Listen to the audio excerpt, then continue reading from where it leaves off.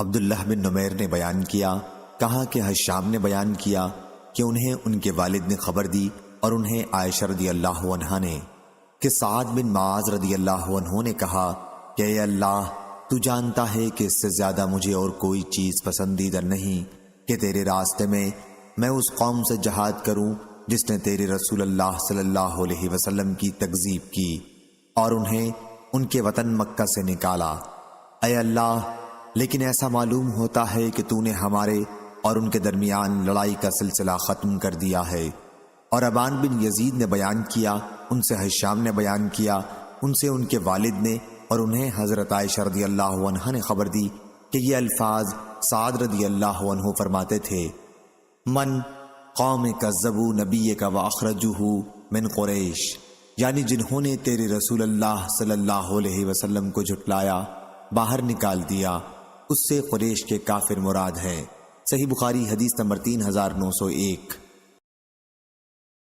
حشام نے بیان کیا، ان سے اکرمہ نے بیان کیا اور ان سے عبداللہ بن عباس رضی اللہ عنہ نے بیان کیا کہ نبی کریم صلی اللہ علیہ وسلم کو 40 سال کی عمر میں رسول بنایا گیا تھا۔ پھر آپ صلی اللہ علیہ وسلم پر مکہ مکرمہ میں 13 سال تک وحی آتی رہی۔ اس کے بعد آپ کو ہجرت کا حکم ہوا اور آپ نے ہجرت کی حالت میں 10 سال گزارے مدینہ میں۔ جب آپ کی وفات ہوئی تو آپ کی عمر 63 سال تھی۔ صحیح بخاری حدیث نمبر 3902۔ روح بن عبادہ نے بیان کیا، کہا ہم سے زکریا بن اسحاق نے بیان کیا، ان سے عمرو بن دینار نے اور ان سے حضرت ابن عباس رضی اللہ عنہ نے بیان کیا کہ رسول اللہ صلی اللہ علیہ وسلم نے نبوت کے بعد مکے میں 13 سال قیام کیا اور جب آپ کی وفات ہوئی تو آپ کی عمر 63 سال کی تھی۔ صحیح بخاری حدیث نمبر 3903۔ مالک نے بیان کیا، ان سے عمر بن عبید اللہ کے مولا ابو نضر نے، ان سے عبید یعنی ابن حنین نے اور ان سے حضرت ابو سعید خدری رضی اللہ عنہ نے بیان کیا کہ رسول اللہ صلی اللہ علیہ وسلم ممبر پر بیٹھے، پھر فرمایا: اپنے ایک نیک بندے کو اللہ تعالیٰ نے اختیار دیا کہ دنیا کی نعمتوں میں سے جو وہ چاہے اسے اپنے لیے پسند کر لے، یا جو اللہ تعالیٰ کے جہاں ہے آخرت میں اسے پسند کر لے۔ اس بندے نے اللہ تعالیٰ کے ہاں ملنے والی چیز کو پسند کر لیا۔ اس پر حضرت ابو بکر رضی اللہ عنہ رونے لگے اور عرض کیا: ہمارے ماں باپ آپ پر فدا ہوں۔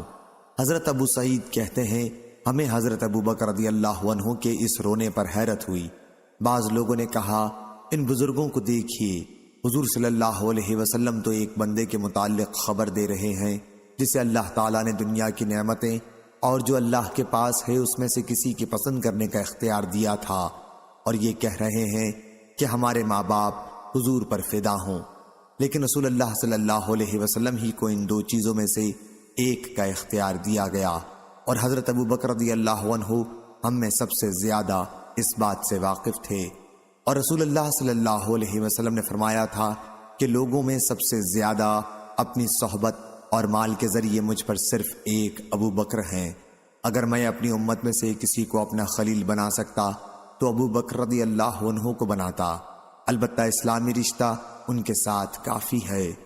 مسجد میں کوئی دروازہ اب کھلا ہوا باقی نہ رکھا جائے سوائے ابو بکر رضی اللہ عنہ کے گھر کی طرف کھلنے والے دروازے کے۔ صحیح بخاری حدیث نمبر 3904۔ لیث نے بیان کیا، ان سے عقیل نے کہ ابن شہاب نے بیان کیا، انہیں عروہ بن زبیر نے خبر دی اور ان سے نبی کریم صلی اللہ علیہ وسلم کی زوجہ مطہرہ حضرت عائشہ رضی اللہ عنہا نے بیان کیا کہ جب میں نے ہوش سنبھالا تو میں نے اپنے ماں باپ کو دین اسلام ہی پر پایا، اور کوئی دن ایسا نہیں گزرتا تھا جس میں رسول کریم صلی اللہ علیہ وسلم ہمارے گھر صبح و شام دونوں وقت تشریف نہ لاتے ہوں۔ پھر جب مکے میں مسلمانوں کو ستایا جانے لگا تو حضرت ابو بکر رضی اللہ عنہ حبشے کی ہجرت کا ارادہ کر کے نکلے۔ جب آپ مقام برگ الغمات پر پہنچے تو آپ کی ملاقات ابن دغنا سے ہوئی جو قبیلہ قارہ کا سردار تھا۔ اس نے پوچھا، ابو بکر رضی اللہ عنہ کہاں کا ارادہ ہے؟ انہوں نے کہا کہ میری قوم نے مجھے نکال دیا ہے، اب میں نے ارادہ کر لیا ہے کہ ملک ملک کی سیاحت کروں اور آزادی کے ساتھ اپنے رب کی عبادت کروں گا۔ ابن دغنا نے کہا، لیکن ابو بکر، تم جیسے انسان کو اپنے وطن سے نہ خود نکلنا چاہیے اور نہ اسے نکالا جانا چاہیے۔ تم محتاجوں کی مدد کرتے ہو، صلہ رحمی کرتے ہو، بے کسوں کا بوجھ اٹھاتے ہو، مہمان نوازی کرتے ہو اور حق پر قائم رہنے کی وجہ سے کسی پر آنے والی مصیبتوں میں اس کی مدد کرتے ہو۔ میں تمہیں پناہ دیتا ہوں، واپس چلو اور اپنے شہر ہی میں اپنے رب کی عبادت کرو۔ چنانچہ وہ واپس آ گئے اور ابن دغنہ بھی آپ کے ساتھ واپس آیا۔ اس کے بعد ابن دغنہ قریش کے تمام سرداروں کے یہاں شام کے وقت گیا اور سب سے اس نے کہا کہ ابو بکر رضی اللہ عنہ جیسے شخص کو نہ خود نکلنا چاہیے اور نہ اسے نکالا جانا چاہیے۔ کیا تم ایسے شخص کو نکال دو گے جو محتاجوں کی امداد کرتا ہے، صلہ رحمی کرتا ہے، بے کسوں کا بوجھ اٹھاتا ہے، مہمان نوازی کرتا ہے اور حق کی وجہ سے کسی پر آنے والی مصیبتوں میں اس کی مدد کرتا ہے؟ قریش نے ابن دغنہ کی پناہ سے انکار نہیں کیا، صرف اتنا کہا کہ ابو بکر رضی اللہ عنہ سے کہہ دو کہ اپنے رب کی عبادت اپنے گھر کے اندر ہی کیا کریں، وہیں نماز پڑھیں اور جو جی چاہے وہیں پڑھیں، اپنی عبادات سے ہمیں تکلیف نہ پہنچائیں، اس کا اظہار نہ کریں، کیونکہ ہمیں اس کا ڈر ہے کہ کہیں ہماری عورتیں اور بچے اس فتنے میں نہ مبتلا ہو جائیں۔ یہ باتیں ابن دغنہ نے حضرت ابو بکر رضی اللہ عنہ سے بھی آ کر کہہ دیں۔ کچھ دنوں تک تو آپ اس پر قائم رہے اور اپنے گھر کے اندر ہی اپنے رب کی عبادت کرتے، نہ نماز برسر عام پڑھتے اور نہ اپنے گھر کے سوا کسی اور جگہ تلاوت قرآن کرتے تھے۔ لیکن پھر انہوں نے کچھ سوچا اور اپنے گھر کے سامنے نماز پڑھنے کے لیے ایک جگہ بنائی، جہاں آپ نے نماز پڑھنی شروع کی اور تلاوت قرآن بھی وہیں کرنے لگے۔ نتیجہ یہ ہوا کہ وہاں مشرکین کی عورتوں اور بچوں کا مجمع ہونے لگا۔ وہ سب حیرت اور پسندیدگی کے ساتھ دیکھتے رہا کرتے تھے۔ حضرت ابو بکر رضی اللہ عنہ بڑے نرم دل انسان تھے، جب قرآن مجید کی تلاوت کرتے تو آنسوؤں کو روک نہ سکتے تھے۔ اس صورتحال سے مشرکین قریش کے سردار گھبرا گئے اور انہوں نے ابن دغنہ کو بلا بھیجا۔ جب ابن دغنہ آ گیا تو انہوں نے اس سے کہا کہ ہم نے ابو بکر کے لیے تمہاری پناہ اس شرط کے ساتھ تسلیم کی تھی کہ اپنے رب کی عبادت وہ اپنے گھر کے اندر کیا کریں، لیکن انہوں نے شرط کی خلاف ورزی کی ہے اور اپنے گھر کے سامنے نماز پڑھنے کے لیے ایک جگہ بنا کر برسر عام نماز پڑھنے اور تلاوت قرآن کرنے لگے ہیں۔ ہمیں اس کا ڈر ہے کہ کہیں ہماری عورتیں اور بچے اس فتنے میں نہ مبتلا ہو جائیں، اس لیے تم انہیں روک دو۔ اگر انہیں یہ شرط منظور ہو کہ اپنے رب کی عبادت صرف اپنے گھر کے اندر ہی کیا کریں تو وہ ایسا کر سکتے ہیں، لیکن اگر وہ اظہار ہی کریں تو ان سے کہو کہ تمہاری پناہ واپس دے دیں، کیونکہ ہمیں یہ پسند نہیں کہ تمہاری دی ہوئی پناہ میں ہم دخل اندازی کریں، لیکن ابو بکر کے اس اظہار کو بھی ہم برداشت نہیں کر سکتے۔ حضرت عائشہ رضی اللہ عنہا نے بیان کیا کہ پھر ابن دغنہ ابو بکر رضی اللہ عنہ کے یہاں آیا اور کہا کہ جس شرط کے ساتھ میں نے آپ کے ساتھ عہد کیا تھا وہ آپ کو معلوم ہے، اب یا آپ اس شرط پر قائم رہیے یا پھر میرے عہد کو واپس کیجیے، کیونکہ یہ مجھے گوارا نہیں کہ عرب کے کانوں تک یہ بات پہنچے کہ میں نے ایک شخص کو پناہ دی تھی لیکن اس میں قریش کی طرف سے دخل اندازی کی گئی۔ اس پر حضرت ابو بکر رضی اللہ عنہ نے کہا میں تمہاری پناہ واپس کرتا ہوں اور اپنے رب عز و جل کی پناہ پر راضی اور خوش ہوں۔ حضور اکرم صلی اللہ علیہ وسلم ان دنوں مکہ میں تشریف رکھتے تھے۔ آپ نے مسلمانوں سے فرمایا کہ تمہاری ہجرت کی جگہ مجھے خواب میں دکھائی گئی ہے، وہاں کھجور کے باغات ہیں اور 2 پتھریلے میدانوں کے درمیان واقع ہے۔ چنانچہ جنہیں ہجرت کرنا تھا انہوں نے مدینے کی طرف ہجرت کی، اور جو لوگ سرزمین حبشہ ہجرت کر کے چلے گئے تھے وہ بھی مدینہ چلے آئے۔ حضرت ابو بکر رضی اللہ عنہ نے بھی مدینہ ہجرت کی تیاری شروع کر دی، لیکن حضور صلی اللہ علیہ وسلم نے ان سے فرمایا کہ کچھ دنوں کے لیے توقف کرو، مجھے توقع ہے کہ ہجرت کی اجازت مجھے بھی مل جائے گی۔ ابو بکر رضی اللہ عنہ نے عرض کیا کیا واقعی آپ کو بھی اس کی توقع ہے؟ میرے ماں باپ آپ پر فدا ہوں۔ حضور صلی اللہ علیہ وسلم نے فرمایا کہ ہاں۔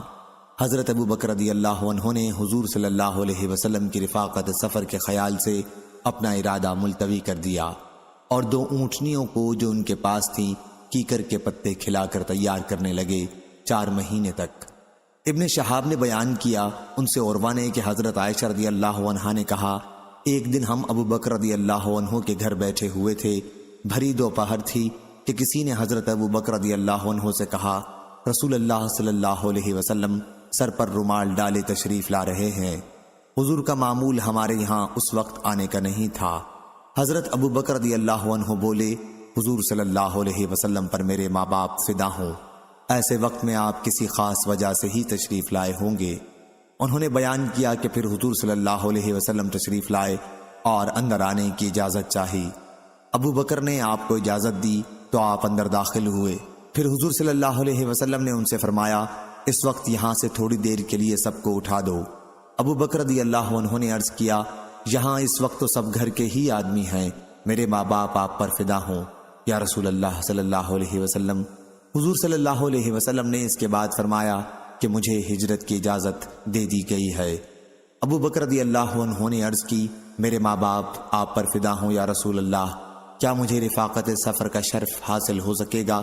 حضور صلی اللہ علیہ وسلم نے فرمایا کہ ہاں۔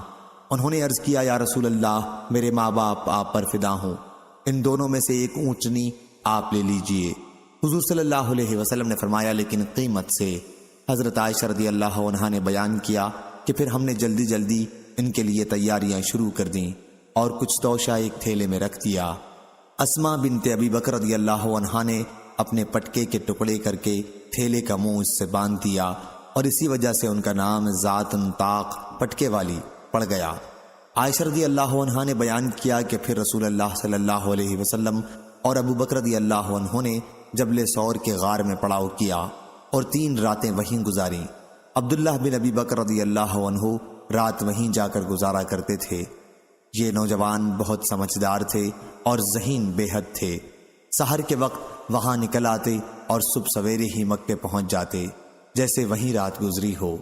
پھر جو کچھ یہاں سنتے اور جس کے ذریعے ان حضرات کے خلاف کارروائی کے لیے کوئی تدبیر کی جاتی تو اسے محفوظ رکھتے، اور جب اندھیرا چھا جاتا تو تمام اطلاعات یہاں آ کر پہنچاتے۔ ابو بکر رضی اللہ عنہ کے غلام عامر بن فہیرہ رضی اللہ عنہ آپ ہر دو کے لیے قریب ہی دودھ دینے والی بکری چرایا کرتے تھے، اور جب کچھ رات گزر جاتی تو اسے غار میں لاتے تھے۔ آپ اسی پر رات گزارتے۔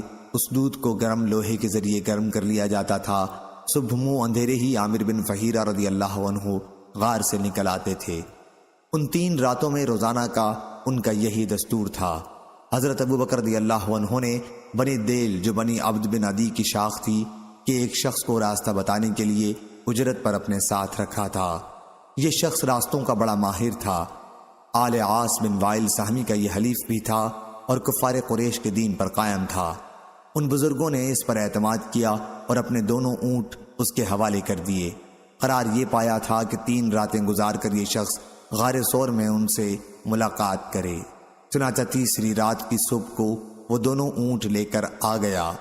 اب عامر بن فہیرہ رضی اللہ عنہ اور یہ راستہ بتانے والا ان حضرات کو ساتھ لے کر روانہ ہوئے ساحل کے راستے سے ہوتے ہوئے۔ صحیح بخاری حدیث نمبر 3905۔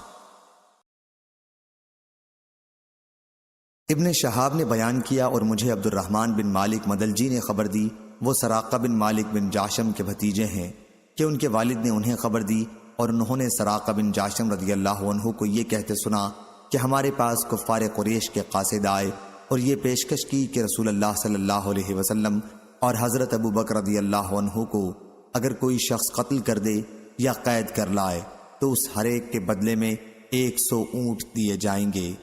میں اپنی قوم بنی مدلج کی ایک مجلس میں بیٹھا ہوا تھا کہ ان کا ایک آدمی سامنے آیا اور ہمارے قریب کھڑا ہو گیا۔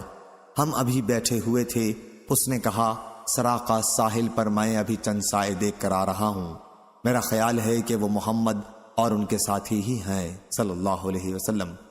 سراقہ رضی اللہ عنہ نے کہا میں سمجھ گیا اس کا خیال صحیح ہے، لیکن میں نے اس سے کہا کہ وہ لوگ نہیں ہیں، میں نے فلاں فلاں آدمی کو دیکھا ہے، ہمارے سامنے سے اسی طرف گئے ہیں۔ اس کے بعد میں مجلس میں تھوڑی دیر اور بیٹھا رہا اور پھر اٹھتے ہی گھر گیا اور اپنی لونڈی سے کہا کہ میرے گھوڑے کو لے کر ٹیلے کے پیچھے چلی جائے اور وہیں میرا انتظار کرے۔ اس کے بعد میں نے اپنا نیزہ اٹھایا اور گھر کی پشت کی طرف سے باہر نکل آیا۔ میں نیزے کی نوک سے زمین پر لکیر کھینچتا ہوا چلا گیا اور اوپر کے حصے کو چھپائے ہوئے تھا۔ سراقہ یہ سب کچھ اس لیے کر رہا تھا کہ کسی کو خبر نہ ہو، ورنہ وہ بھی میرے انعام میں شریک ہو جائے گا۔ میں گھوڑے کے پاس آ کر اس پر سوار ہوا اور سوار رفتاری کے ساتھ اسے لے چلا، جتنی جلدی کے ساتھ بھی میرے لیے ممکن تھا۔ آخر میں نے ان کو پا ہی لیا۔ اسی وقت گھوڑے نے ٹھوکر کھائی اور مجھے زمین پر گرا دیا، لیکن میں کھڑا ہو گیا اور اپنا ہاتھ ترکش کی طرف بڑھایا۔ اس میں سے تیر نکال کر میں نے فال نکالی کہ آیا میں انہیں نقصان پہنچا سکتا ہوں یا نہیں۔ فال اب بھی وہ نکلی جسے میں پسند نہیں کرتا تھا، لیکن میں دوبارہ اپنے گھوڑے پر سوار ہو گیا اور تیروں کے فال کی پرواہ نہیں کی۔ پھر میرا گھوڑا مجھے تیزی کے ساتھ دوڑائے لیے جا رہا تھا۔ آخر جب میں نے رسول اللہ صلی اللہ علیہ وسلم کی قرأت سنی، حضرت صلی اللہ علیہ وسلم میری طرف کوئی توجہ نہیں کر رہے تھے، لیکن حضرت ابو بکر رضی اللہ عنہ بار بار مڑ کر دیکھتے تھے تو میرے گھوڑے کے آگے کے دونوں پاؤں زمین میں دھنس گئے۔ جب وہ ٹخنوں تک دھنس گیا تو میں اس کے اوپر گر پڑا اور اسے اٹھنے کے لیے ڈانٹا۔ میں نے اسے اٹھانے کی کوشش کی لیکن وہ اپنے پاؤں زمین سے نہیں نکال سکا۔ بڑی مشکل سے جب اس نے پوری طرح کھڑے ہونے کی کوشش کی تو اس کے آگے کے پاؤں سے منتشر سا غبار اٹھ کر دھوئیں کی طرح سامان کی طرف چڑھنے لگا۔ میں نے تیروں سے فال نکالی لیکن اس مرتبہ بھی وہی فال آئی جسے میں پسند نہیں کرتا تھا۔ اس وقت میں نے حضرت صلی اللہ علیہ وسلم کو امان کے لیے پکارا۔ میری آواز پر وہ لوگ کھڑے ہو گئے اور میں اپنے گھوڑے پر سوار ہو کر ان کے پاس آیا۔ ان تک برے ارادے کے ساتھ پہنچنے سے جس طرح مجھے روک دیا گیا تھا اسی سے مجھے یقین ہو گیا تھا کہ رسول اللہ صلی اللہ علیہ وسلم کی دعوت غالب آ کر رہے گی۔ اس لیے میں نے حضور صلی اللہ علیہ وسلم سے کہا کہ آپ کی قوم نے آپ کے مارنے کے لیے 100 اونٹوں کے انعام کا اعلان کیا ہے۔ پھر میں نے آپ کو قریش کے ارادوں کی اطلاع دی۔ میں نے ان حضرات کی خدمت میں کچھ توشہ اور سامان پیش کیا لیکن حضور صلی اللہ علیہ وسلم نے اسے قبول نہیں فرمایا۔ مجھ سے کسی اور چیز کا بھی مطالبہ نہیں کیا، صرف اتنا کہا کہ ہمارے متعلق رازداری سے کام لینا۔ لیکن میں نے عرض کی کہ آپ میرے لیے ایک امن کی تحریر لکھ دیجئے۔ حضور صلی اللہ علیہ وسلم نے عامر بن فہیرہ رضی اللہ عنہ کو حکم دیا اور انہوں نے چمڑے کے ایک رقعے پر تحریر امن لکھ دی۔ اس کے بعد رسول اللہ صلی اللہ علیہ وسلم آگے بڑھے۔ ابن شہاب نے بیان کیا اور انہیں عروہ بن زبیر نے خبر دی کہ رسول اللہ صلی اللہ علیہ وسلم کی ملاقات زبیر رضی اللہ عنہ سے ہوئی، جو مسلمانوں کے ایک تجارتی قافلے کے ساتھ شام سے واپس آ رہے تھے۔ زبیر رضی اللہ عنہ نے حضور صلی اللہ علیہ وسلم اور ابو بکر رضی اللہ عنہ کی خدمت میں سفید پوشاک پیش کی۔ ادھر مدینے میں بھی مسلمانوں کو حضور صلی اللہ علیہ وسلم کی مکے سے ہجرت کی اطلاع ہو چکی تھی اور یہ لوگ روزانہ صبح کو مقام حرہ تک آتے اور انتظار کرتے رہتے، لیکن دوپہر کی گرمی کی وجہ سے دوپہر کو انہیں واپس جانا پڑتا تھا۔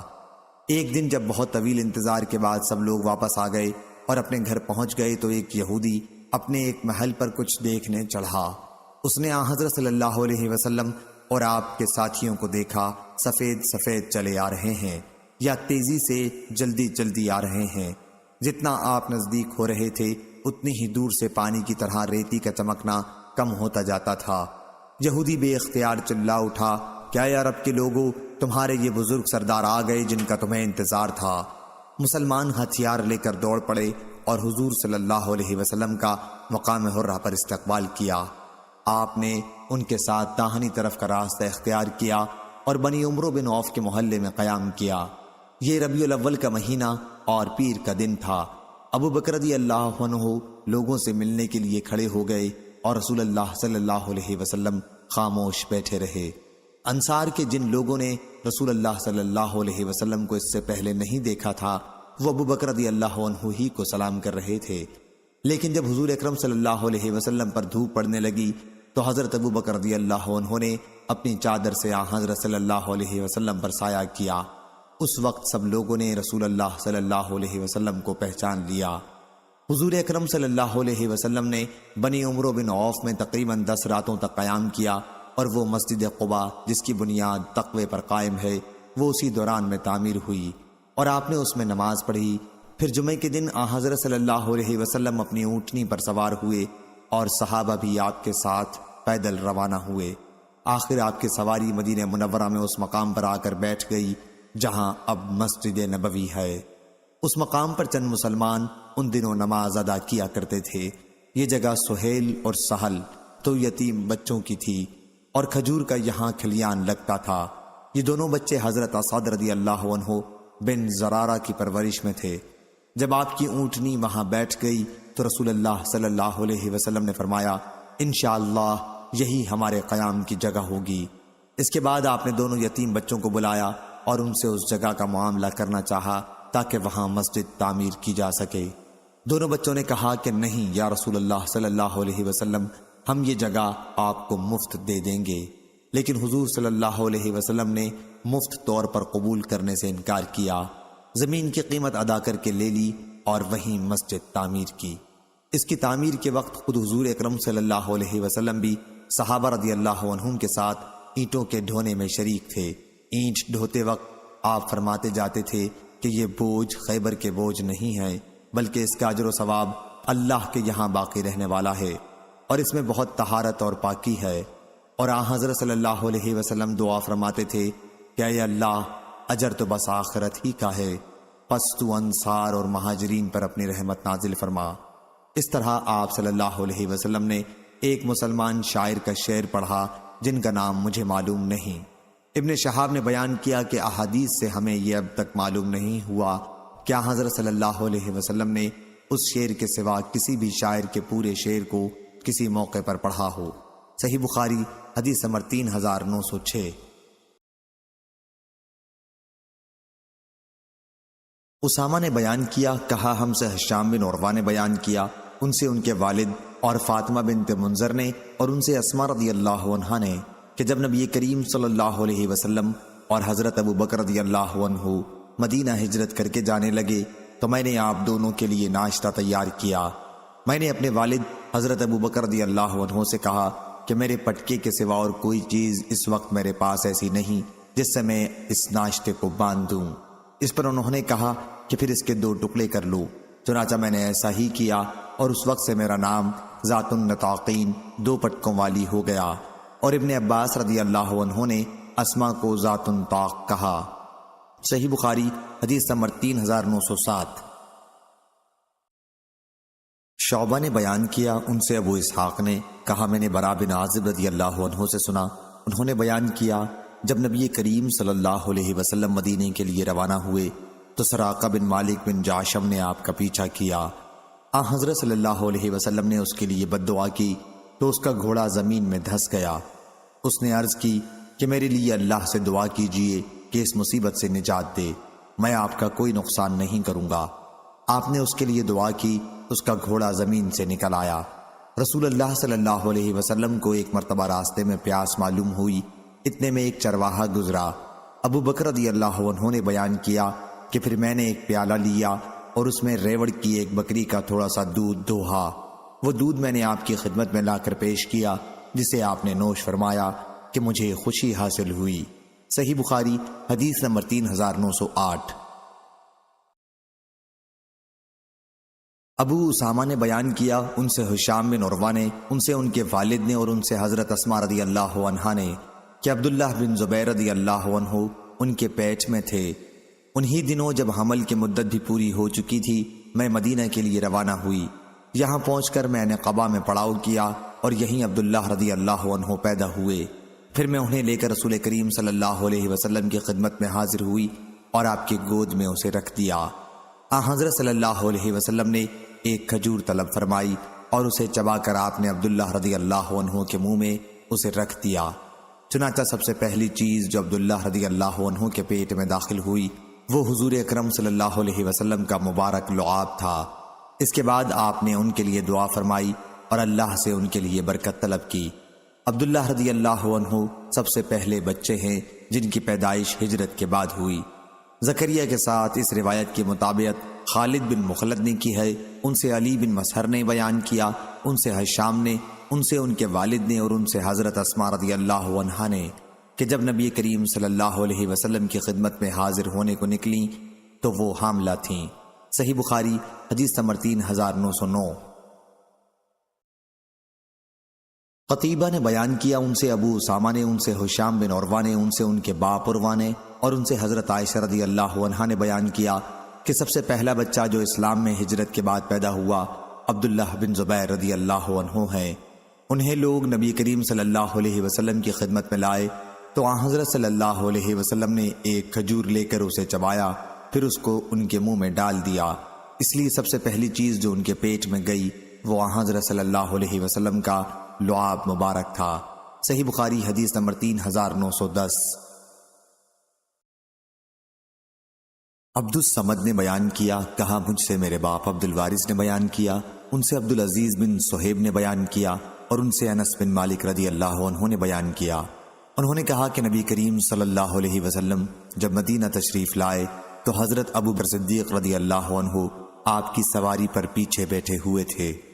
حضرت ابو بکر رضی اللہ عنہ بوڑھے ہو گئے تھے اور ان کو لوگ پہچانتے بھی تھے، لیکن حضور اکرم صلی اللہ علیہ وسلم ابھی جوان معلوم ہوتے تھے اور آپ کو لوگ عام طور سے پہچانتے بھی نہ تھے۔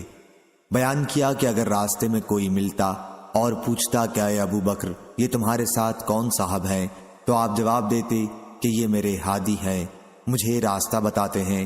پوچھنے والا یہ سمجھتا کہ مدینے کا راستہ بتلانے والا ہے، اور ابو بکر رضی اللہ عنہ کا مطلب اس کلام سے یہ تھا کہ آپ دین و ایمان کا راستہ بتلاتے ہیں۔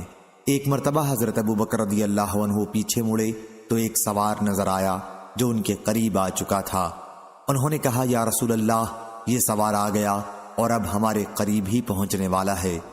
نبی کریم صلی اللہ علیہ وسلم نے بھی اسے مڑ کر دیکھا اور دعا فرمائی کہ اے اللہ اسے گرا دے۔ چنانچہ گھوڑی نے اسے گرا دیا۔ پھر جب وہ ہنہناتی ہوئی اٹھی تو سوار سراقہ نے کہا اے اللہ کے نبی، آپ جو چاہیں مجھے حکم دیں۔ حضور اکرم صلی اللہ علیہ وسلم نے فرمایا اپنی جگہ کھڑا رہ اور دیکھ کسی کو ہماری طرف نہ آنے دینا۔ راوی نے بیان کیا کہ وہی شخص جو صبح آپ کے خلاف تھا، شام جب ہوئی تو آپ کا وہ ہتھیار تھا، دشمن کو آپ سے روکنے لگا۔ اس کے بعد حضور اکرم صلی اللہ علیہ وسلم مدینہ پہنچ کر حرہ کے قریب اترے اور انصار کو بلا بھیجا۔ اکابر انصار حضور صلی اللہ علیہ وسلم کی خدمت میں حاضر ہوئے اور دونوں کو سلام کیا اور عرض کیا آپ سوار ہو جائیں، آپ کی حفاظت اور فرما برداری کی جائے گی۔ چنانچہ حضور صلی اللہ علیہ وسلم اور ابو بکر رضی اللہ عنہ سوار ہو گئے اور ہتھیار بند انصار نے آپ دونوں کو حلقے میں لے لیا۔ اتنے میں مدینے میں بھی سب کو معلوم ہو گیا کہ حضور تشریف لا چکے ہیں۔ سب لوگ آپ کو دیکھنے کے لیے بلندی پر چڑھ گئے اور کہنے لگے کہ اللہ کے نبی آ گئے، اللہ کے نبی آ گئے۔ حضرت صلی اللہ علیہ وسلم مدینے کی طرف چلتے رہے اور مدینہ پہنچ کر حضرت ابو ایوب رضی اللہ عنہ کے گھر کے پاس سواری سے اتر گئے۔ عبداللہ بن سلام رضی اللہ عنہ ایک یہودی عالم نے اپنے گھر والوں سے حضور صلی اللہ علیہ وسلم کا ذکر سنا۔ وہ اس وقت اپنے ایک کھجور کے باغ میں تھے اور کھجور جمع کر رہے تھے۔ انہوں نے سنتے ہی بڑی جلدی کے ساتھ جو کچھ جمع کر چکے تھے اسے رکھ دینا چاہا، لیکن جب آپ کی خدمت میں وہ حاضر ہوئے تو جمع شدہ کھجوریں ان کے ساتھ ہی تھیں۔ انہوں نے نبی کریم صلی اللہ علیہ وسلم کی باتیں سنی۔ حضور صلی اللہ علیہ وسلم نے فرمایا کہ ہمارے ننہالی اقارب میں کس کا گھر یہاں سے زیادہ قریب ہے؟ ابو ایوب نے عرض کیا کہ میرا، اے اللہ کے نبی، یہ میرا گھر اور یہ اس کا دروازہ ہے۔ فرمایا اچھا تو جاؤ دوپہر کو آرام کرنے کی جگہ ہمارے لیے درست کرو، ہم دوپہر کو وہیں آرام کریں گے۔ ابو ایوب رضی اللہ عنہ نے عرض کیا پھر آپ دونوں تشریف لے چلیں، اللہ مبارک کرے۔ حضور صلی اللہ علیہ وسلم ابھی ان کے گھر میں داخل ہوئے تھے کہ عبداللہ بن سلام بھی آ گئے اور کہا کہ میں گواہی دیتا ہوں کہ آپ اللہ کے رسول ہیں اور یہ کہ آپ حق کے ساتھ مبعوث ہوئے ہیں، اور یہودی میرے متعلق اچھی طرح جانتے ہیں کہ میں ان کا سردار ہوں اور ان کے سردار کا بیٹا ہوں اور ان میں سب سے زیادہ جاننے والا ہوں اور ان کے سب سے بڑے عالم کا بیٹا ہوں۔ اس لیے آپ اس سے پہلے کہ میرے اسلام لانے کا خیال انہیں معلوم ہو بلائیے اور ان سے میرے بارے میں دریافت فرمائیے، کیونکہ انہیں اگر معلوم ہو گیا کہ میں اسلام لا چکا ہوں تو میرے متعلق غلط باتیں کہنی شروع کر دیں گے۔ چنانچہ حضرت صلی اللہ علیہ وسلم نے انہیں بلا بھیجا، اور جب وہ آپ کی خدمت میں حاضر ہوئے تو آپ نے ان سے فرمایا اے یہودیو، افسوس، تم پر اللہ سے ڈرو، اس ذات کی قسم جس کے سوا کوئی معبود نہیں، تم لوگ خوب جانتے ہو کہ میں اللہ کا رسول برحق ہوں، اور یہ بھی کہ میں تمہارے پاس حق لے کر آیا ہوں، پھر اب اسلام میں داخل ہو جاؤ۔ انہوں نے کہا کہ ہمیں معلوم نہیں ہے۔ نبی کریم صلی اللہ علیہ وسلم نے ان سے اور انہوں نے حضرت صلی اللہ علیہ وسلم سے اس طرح 3 مرتبہ کہا۔ پھر آپ نے فرمایا اچھا عبداللہ بن سلام تم میں کون صاحب ہیں؟ انہوں نے کہا ہمارے سردار اور ہمارے سردار کے بیٹے، ہم میں سب سے زیادہ جاننے والے اور ہمارے سب سے بڑے عالم کے بیٹے۔ آپ نے فرمایا اگر وہ اسلام لے آئیں پھر تمہارا کیا خیال ہوگا؟ کہنے لگے اللہ ان کی حفاظت کرے، وہ اسلام کیوں لانے لگے؟ آپ نے فرمایا ابن سلام اب ان کے سامنے آ جاؤ۔ عبداللہ بن سلام رضی اللہ عنہ باہر آ گئے اور کہا اے گروہ یہود، خدا سے ڈرو، اس اللہ کی قسم جس کے سوا اور کوئی معبود نہیں، تمہیں خوب معلوم ہے کہ آپ اللہ کے رسول ہیں اور یہ کہ آپ حق کے ساتھ مبعوث ہوئے ہیں۔ یہودیوں نے کہا تم جھوٹے ہو۔ پھر آن حضرت صلی اللہ علیہ وسلم نے ان سے باہر چلے جانے کے لیے فرمایا۔ صحیح بخاری حدیث نمبر 3911۔ حشام نے خبر دی، ان سے ابن جریج نے بیان کیا، کہا کہ مجھے عبید اللہ بن عمر نے خبر دی، انہیں نافع نے یعنی ابن عمر رضی اللہ عنہ سے اور ان سے عمر بن خطاب رضی اللہ عنہ نے فرمایا آپ نے تمام مہاجرین اولین کا وظیفہ اپنے عہد خلافت میں 4,000 قسطوں میں مقرر کر دیا تھا، لیکن عبداللہ بن عمر رضی اللہ عنہ وظیفہ 4 قسطوں میں 3,500 تھا۔ اس پر ان سے پوچھا گیا کہ عبداللہ بن عمر رضی اللہ عنہ بھی مہاجرین میں سے ہیں، پھر آپ انہیں 4,000 سے کم کیوں دیتے ہو؟ تو حضرت عمر رضی اللہ عنہ نے کہا کہ انہیں ان کے والدین ہجرت کر کے یہاں لائے تھے، اس لیے وہ ان مہاجرین کے برابر نہیں ہو سکتے جنہوں نے خود ہجرت کی تھی۔ صحیح بخاری حدیث نمبر 3912۔ سفیان نے خبر دی، انہیں عامش نے، انہیں ابو وائل شفیق بن سلمہ نے اور ان سے خباب رضی اللہ عنہ نے بیان کیا کہ ہم نے رسول اللہ صلی اللہ علیہ وسلم کے ساتھ ہجرت کی تھی۔ صحیح بخاری حدیث نمبر 3913۔ دوسری سند مسدد نے بیان کیا، کہا ان سے یحییٰ بن سعید قطان نے بیان کیا، ان سے عامش نے، انہوں نے شفیق بن سلمہ سے سنا، کہا کہ ہم سے خباب رضی اللہ عنہ نے بیان کیا کہ ہم نے رسول اللہ صلی اللہ علیہ وسلم کے ساتھ ہجرت کی تو ہمارا مقصد صرف اللہ کی رضا تھی اور اللہ تعالی ہمیں اس کا اجر بھی ضرور دے گا۔ پس ہم میں سے بعض تو پہلے ہی اس دنیا سے اٹھ گئے اور یہاں اپنا کوئی بدلہ انہوں نے نہیں پایا۔ مصعب بن عمیر رضی اللہ عنہ بھی انہی میں سے ہیں۔ احد کی لڑائی میں انہوں نے شہادت پائی اور ان کے کفن کے لیے ہمارے پاس ایک کمبل کے سوا اور کچھ نہیں تھا، اور وہ بھی ایسا کہ اگر اس سے ہم ان کا سر چھپاتے تو ان کے پاؤں کھل جاتے اور اگر پاؤں چھپاتے تو سر کھلا رہ جاتا۔ چنانچہ حضور صلی اللہ علیہ وسلم نے حکم دیا کہ ان کا سر چھپا دیا جائے اور پاؤں کو ازخر گھاس سے چھپا دیا جائے، اور ہم میں بعض وہ ہیں جنہوں نے اپنے عمل کا پھل اس دنیا میں پختہ کر لیا اور اب وہ اس کو خوب چن رہے ہیں۔ صحیح بخاری حدیث نمبر 3914۔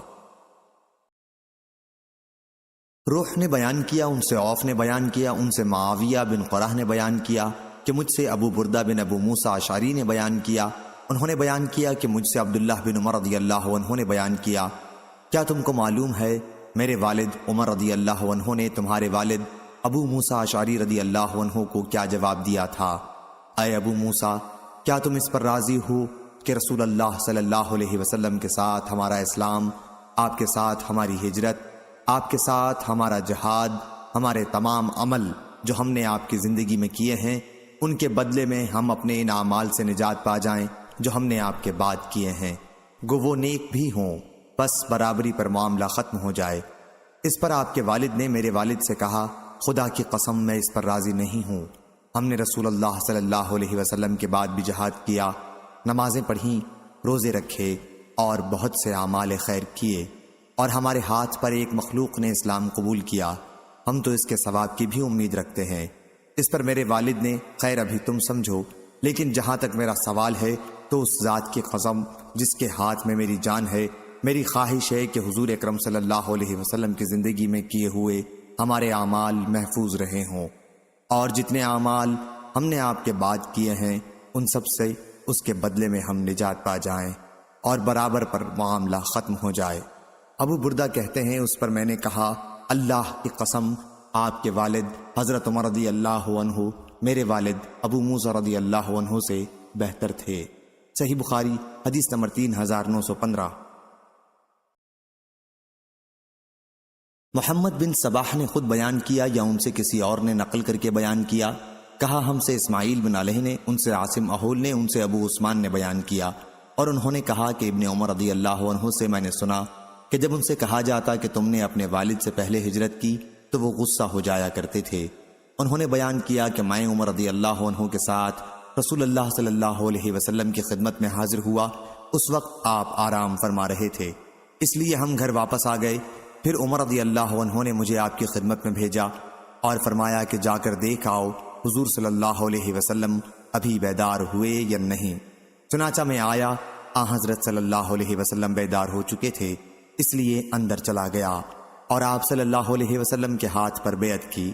پھر میں عمر رضی اللہ عنہ کے پاس آیا اور آپ کو حضور اکرم صلی اللہ علیہ وسلم کے بیدار ہونے کی خبر دی۔ اس کے بعد ہم آپ کی خدمت میں دوڑتے ہوئے حاضر ہوئے۔ عمر رضی اللہ عنہ بھی اندر گئے اور آپ صلی اللہ علیہ وسلم سے بیعت کی، اور میں نے بھی دوبارہ بیعت کی۔ صحیح بخاری حدیث نمبر 3916۔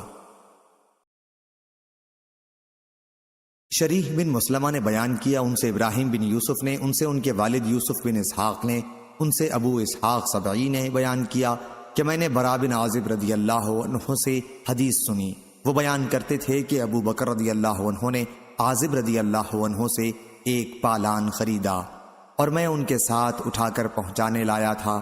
انہوں نے بیان کیا کہ ابو بکر رضی اللہ عنہ سے عازب رضی اللہ عنہ نے رسول اللہ صلی اللہ علیہ وسلم کے سفر ہجرت کا حال پوچھا، تو انہوں نے بیان کیا کہ چونکہ ہماری نگرانی ہو رہی تھی، یعنی کفار ہماری طاق میں تھے، اس لیے ہم گھر سے رات کے وقت باہر آئے اور پوری رات اور دن بھر بہت تیزی کے ساتھ چلتے رہے۔ جب دوپہر ہوئی تو ہمیں ایک چٹان دکھائی دی، ہم اس کے قریب پہنچے تو اس کی آڑ میں تھوڑا سا سایہ بھی موجود تھا۔ ابو بکر رضی اللہ عنہ نے بیان کیا کہ میں نے حضور اکرم صلی اللہ علیہ وسلم کے لیے ایک چمڑا بچھا دیا جو میرے ساتھ تھا، آپ اس پر لیٹ گئے اور میں قرب و جوار کی گرد جھاڑنے لگا۔ اتفاق سے ایک چرواہا نظر پڑا جو اپنی بکریوں کے تھوڑے سے ریوڑ کے ساتھ اسی چٹان کی طرف آ رہا تھا۔ اس کا بھی مقصد اس چٹان سے وہی تھا جس کے لیے ہم یہاں آئے تھے، یعنی سایہ حاصل کرنا۔ میں نے اس سے پوچھا، لڑکے تو کس کا غلام ہے؟ اس نے بتایا کہ فلاں کا ہوں۔ میں نے اس سے پوچھا، کیا تم اپنی بکریوں سے کچھ دودھ نکال سکتے ہو؟ اس نے کہا کہ ہاں۔ پھر وہ اپنے ریوڑ سے ایک بکری لایا تو میں نے اس سے کہا کہ پہلے اس کا تھن جھاڑ لو۔ انہوں نے بیان کیا کہ پھر اس نے کچھ دودھ دوہا۔ میرے ساتھ پانی کا ایک چھاگل تھا، اس کے منہ پر کپڑا بندھا ہوا تھا۔ یہ پانی میں نے حضور صلی اللہ علیہ وسلم کے لیے ساتھ لے رکھا تھا۔ وہ پانی اس دودھ پر اتنا ڈالا کہ وہ نیچے تک ٹھنڈا ہو گیا، تو میں اسے حضور صلی اللہ علیہ وسلم کی خدمت میں لے کر حاضر ہوا اور عرض کیا، دودھ نوش فرمائیے یا رسول اللہ صلی اللہ علیہ وسلم۔ آپ نے اسے نوش فرمایا، جس سے مجھے بہت خوشی حاصل ہوئی۔ اس کے بعد ہم نے پھر کوچ کیا اور ڈھونڈنے والے لوگ ہماری تلاش میں تھے۔ صحیح بخاری حدیث نمبر 3917۔ برا نے بیان کیا کہ جب میں ابو بکر رضی اللہ عنہ کے ساتھ ان کے گھر میں داخل ہوا تھا تو آپ کی صاحبزادی عائشہ رضی اللہ عنہا لیٹی ہوئی تھیں، انہیں بخار آ رہا تھا۔ میں نے ان کے والد کو دیکھا کہ انہوں نے ان کے رخسار پر بوسہ دیا اور دریافت کیا، بیٹی طبیعت کیسی ہے؟ صحیح بخاری حدیث نمبر 3918۔ سلیمان بن عبد الرحمن نے بیان کیا، کہا ہم سے محمد بن حمیر نے بیان کیا، کہا ہم سے ابراہیم بن ابی ابلہ نے بیان کیا، ان سے عقبہ بن وساج نے بیان کیا، اور ان سے نبی کریم صلی اللہ علیہ وسلم کے خادم انس بن مالک رضی اللہ عنہ نے بیان کیا کہ جب حضور اکرم صلی اللہ علیہ وسلم مدینہ منورہ تشریف لائے تو ابو بکر رضی اللہ عنہ کے سوا اور کوئی آپ کے اصحاب میں ایسا نہیں تھا جس کے بال سفید ہو رہے ہوں، اس لیے آپ نے مہندی اور وسمہ کا خضاب استعمال کیا تھا۔ صحیح بخاری حدیث نمبر 3919۔ ولید نے بیان کیا، کہا ہم سے اوزائی نے بیان کیا، کہا مجھ سے ابو عبید نے بیان کیا، ان سے عقبہ بن وساج نے، انہوں نے کہا کہ مجھ سے انس بن مالک رضی اللہ عنہ نے بیان کیا کہ جب نبی کریم صلی اللہ علیہ وسلم مدینہ تشریف لائے تو آپ کے اصحاب میں سب سے زیادہ عمر ابو بکر رضی اللہ عنہ کی تھی، اس لیے انہوں نے مہندی اور وسمہ کا خضاب استعمال کیا، اس سے آپ کے بالوں کا رنگ خوب سرخ مائل بسیاہی ہو گیا تھا۔ صحیح بخاری حدیث نمبر 3920۔ عبداللہ بن وہب نے بیان کیا، ان سے یونس نے، ان سے ابن شہاب نے، ان سے عروہ بن زبیر نے، ان سے عائشہ رضی اللہ عنہا نے کہ حضرت ابو بکر رضی اللہ عنہ نے قبیلہ بنو کلب کی ایک عورت ام بکر نامی سے شادی کر لی تھی، پھر جب انہوں نے ہجرت کی تو اسے طلاق دے آئے۔ اس عورت سے پھر اس کے چچا زاد بھائی ابو بکر شداد بن اسود نے شادی کر لی تھی۔ یہ شخص شاعر تھا اور اسی نے یہ مشہور مرثیہ کفار قریش کے بارے میں کہا تھا مقام بدر کے کنووں کو میں کیا کہوں کہ انہوں نے ہمیں درخت شیزہ کے بڑے بڑے پیالوں سے محروم کر دیا جو کبھی اونٹ کو کوہان کے گوشت سے بھی بہتر ہوا کرتے تھے۔ میں بدر کے کنووں کو کیا کہوں، انہوں نے ہمیں گانے والی لونڈیاں اور اچھے شرابیوں سے محروم کر دیا۔ ام بکر تو مجھے سلامتی کی دعا دیتی رہی، لیکن میری قوم کی بربادی کے بعد میرے لیے سلامتی کہاں ہے؟ یہ رسول ہمیں دوبارہ زندگی کی خبریں بیان کرتا ہے، کہیں الو بن جانے کے بعد پھر زندگی کس طرح ممکن ہے؟ صحیح بخاری حدیث نمبر 3921۔ حمام نے بیان کیا، ان سے ثابت نے، ان سے انس رضی اللہ عنہ نے اور ان سے ابو بکر رضی اللہ عنہ نے بیان کیا کہ میں نبی کریم صلی اللہ علیہ وسلم کے ساتھ غار میں تھا۔ میں نے جو سر اٹھایا تو قوم کے چند لوگوں کے قدم باہر نظر آئے۔ میں نے کہا، اے اللہ کے نبی، اگر ان میں سے کسی نے بھی نیچے جھک کر دیکھ لیا تو وہ ہمیں ضرور دیکھ لے گا۔ حضور صلی اللہ علیہ وسلم نے فرمایا، ابو بکر خاموش رہو، ہم ایسے دو ہیں کہ جن کا تیسرا اللہ ہے۔ صحیح بخاری حدیث نمبر 3922۔ ولید بن مسلم دمشقی نے بیان کیا، کہا ہم سے امام اوزائی نے بیان کیا۔ دوسری سند اور محمد بن یوسف نے بیان کیا کہ ہم سے امام اوزائی نے بیان کیا، کہا مجھ سے ظاہری نے بیان کیا، کہا کہ مجھ سے عطا بن یزید لیثی نے بیان کیا، کہا کہ مجھ سے ابو سعید خدری رضی اللہ عنہ نے بیان کیا، کہا کہ ایک اعرابی نبی کریم صلی اللہ علیہ وسلم کی خدمت میں حاضر ہوا اور آپ سے ہجرت کا حال پوچھنے لگا۔ آپ نے فرمایا، تجھ پر افسوس، ہجرت تو بہت مشکل کام ہے، تمہارے پاس کچھ اونٹ بھی ہیں؟ انہوں نے کہا، جی ہاں ہیں۔ فرمایا کہ تم اس کی زکوٰۃ بھی ادا کرتے ہو؟ انہوں نے عرض کیا، جی ہاں ادا کرتا ہوں۔ آپ نے فرمایا، اونٹنیوں کا دودھ دوسرے محتاجوں کو بھی دوہنے کے لیے دے دیا کرتے ہو؟ انہوں نے عرض کیا کہ ایسا بھی کرتا ہوں۔ آپ نے فرمایا، انہیں گھاٹ پر لے جا کر محتاجوں کے لیے دوہتے ہو؟ انہوں نے عرض کیا، ایسا بھی کرتا ہوں۔ اس پر حضور صلی اللہ علیہ وسلم نے فرمایا کہ پھر تم 7 سمندر پار عمل کرو، اللہ تعالیٰ تمہارے کسی عمل کا بھی ثواب کم نہیں کرے گا۔ صحیح بخاری حدیث نمبر 3923۔ شعبہ نے بیان کیا، کہا کہ ہمیں ابو اسحاق نے خبر دی، انہوں نے برا بن عازب رضی اللہ عنہ سے سنا، انہوں نے یوں بیان کیا کہ سب سے پہلے ہجرت کر کے ہمارے یہاں مصعب بن عمیر رضی اللہ عنہ اور ابن ام مکتوم رضی اللہ عنہ آئے، پھر عمار بن یاسر اور بلال رضی اللہ عنہم آئے۔ صحیح بخاری حدیث نمبر 3924۔ غندر نے بیان کیا، کہا ہم سے شعبہ نے بیان کیا، ان سے ابو اسحاق نے بیان کیا اور انہوں نے برا بن عازب رضی اللہ عنہ سے سنا، انہوں نے بیان کیا کہ سب سے پہلے ہمارے یہاں مصعب بن عمیر رضی اللہ عنہ اور ابن ام مکتوم رضی اللہ عنہ نابینا آئے۔ یہ دونوں مدینے کے مسلمانوں کو قرآن پڑھانا سکھاتے تھے۔ اس کے بعد بلال، سعد اور عمار بن یاسر رضی اللہ عنہم آئے، پھر عمر بن خطاب رضی اللہ عنہ حضور اکرم صلی اللہ علیہ وسلم کے 20 صحابہ کو ساتھ لے کر آئے، اور نبی کریم صلی اللہ علیہ وسلم حضرت ابو بکر رضی اللہ عنہ اور عامر بن فہیرہ کو ساتھ لے کر تشریف لائے۔ مدینہ کے لوگوں کو جتنی خوشی اور مسرت حضور اکرم صلی اللہ علیہ وسلم کی تشریف آوری سے ہوئی، میں نے کبھی انہیں کسی بات پر اس قدر خوش نہیں دیکھا۔ لونڈیاں بھی خوشی میں کہنے لگی کہ رسول اللہ صلی اللہ علیہ وسلم آ گئے۔ حضور اکرم صلی اللہ علیہ وسلم جب تشریف لائے تو اس سے پہلے میں مفصل کی دوسری کئی صورتوں کے ساتھ سبح اسم ربک الاعلی بھی سیکھ چکا تھا۔ صحیح بخاری حدیث نمبر 3925۔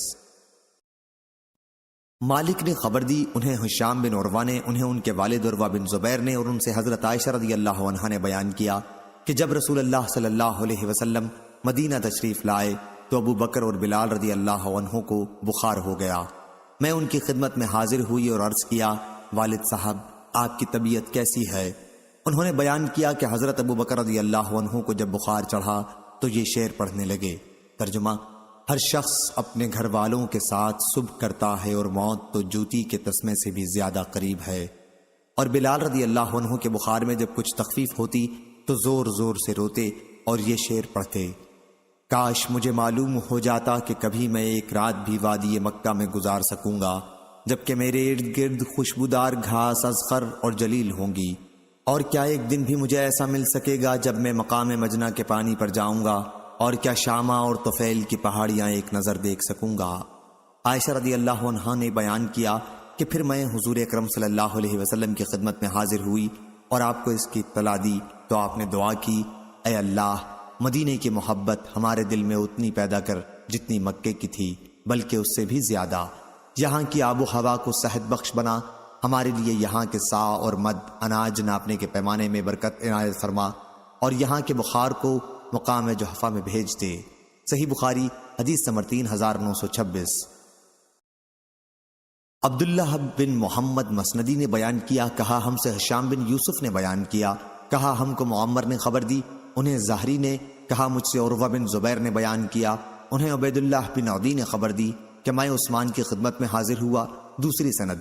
اور بشر بن شعیب نے بیان کیا کہ مجھ سے میرے والد نے بیان کیا، ان سے زہری نے، کہا مجھ سے عروہ بن زبیر نے بیان کیا، اور انہیں عبید اللہ بن عدی بن خیار نے خبر دی کہ میں عثمان رضی اللہ عنہ کی خدمت میں حاضر ہوا، تو انہوں نے حمد و شہادت پڑھنے کے بعد فرمایا، اما بعد، کوئی شک و شبہ نہیں کہ اللہ تعالیٰ نے محمد صلی اللہ علیہ وسلم کو حق کے ساتھ مبعوث کیا۔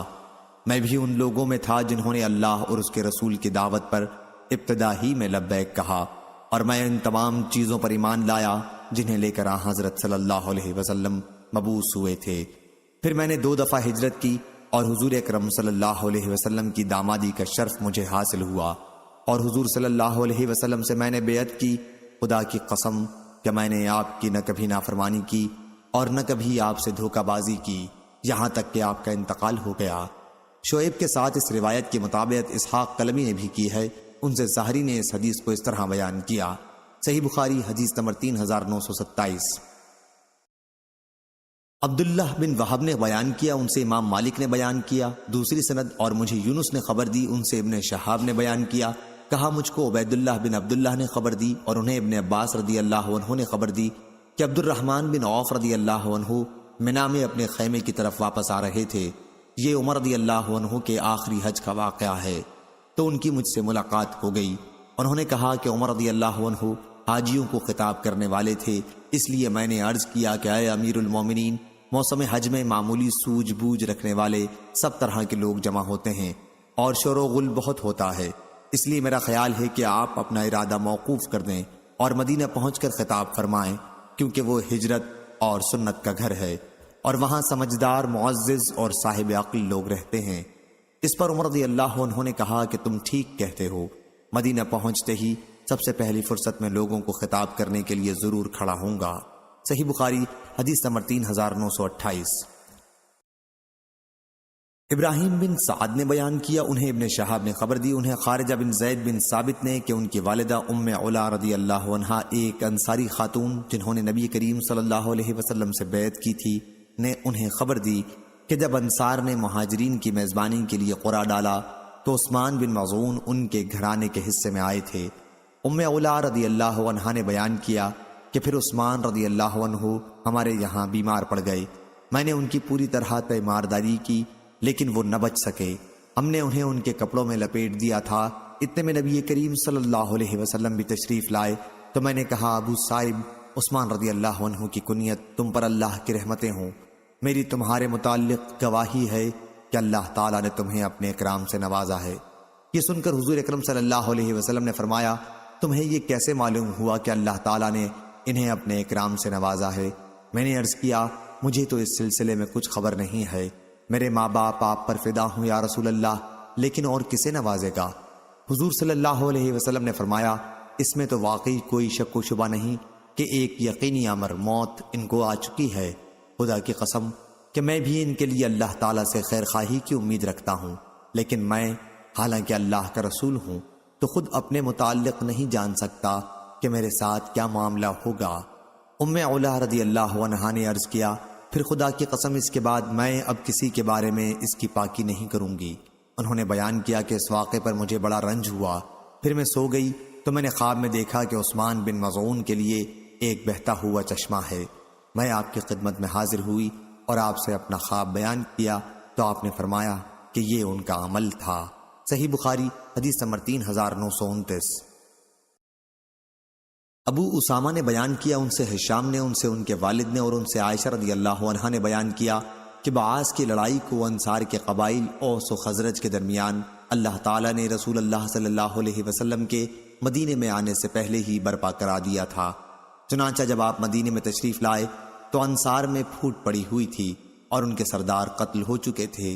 اس میں اللہ کی یہ حکمت معلوم ہوتی ہے کہ انصار اسلام قبول کر لیں۔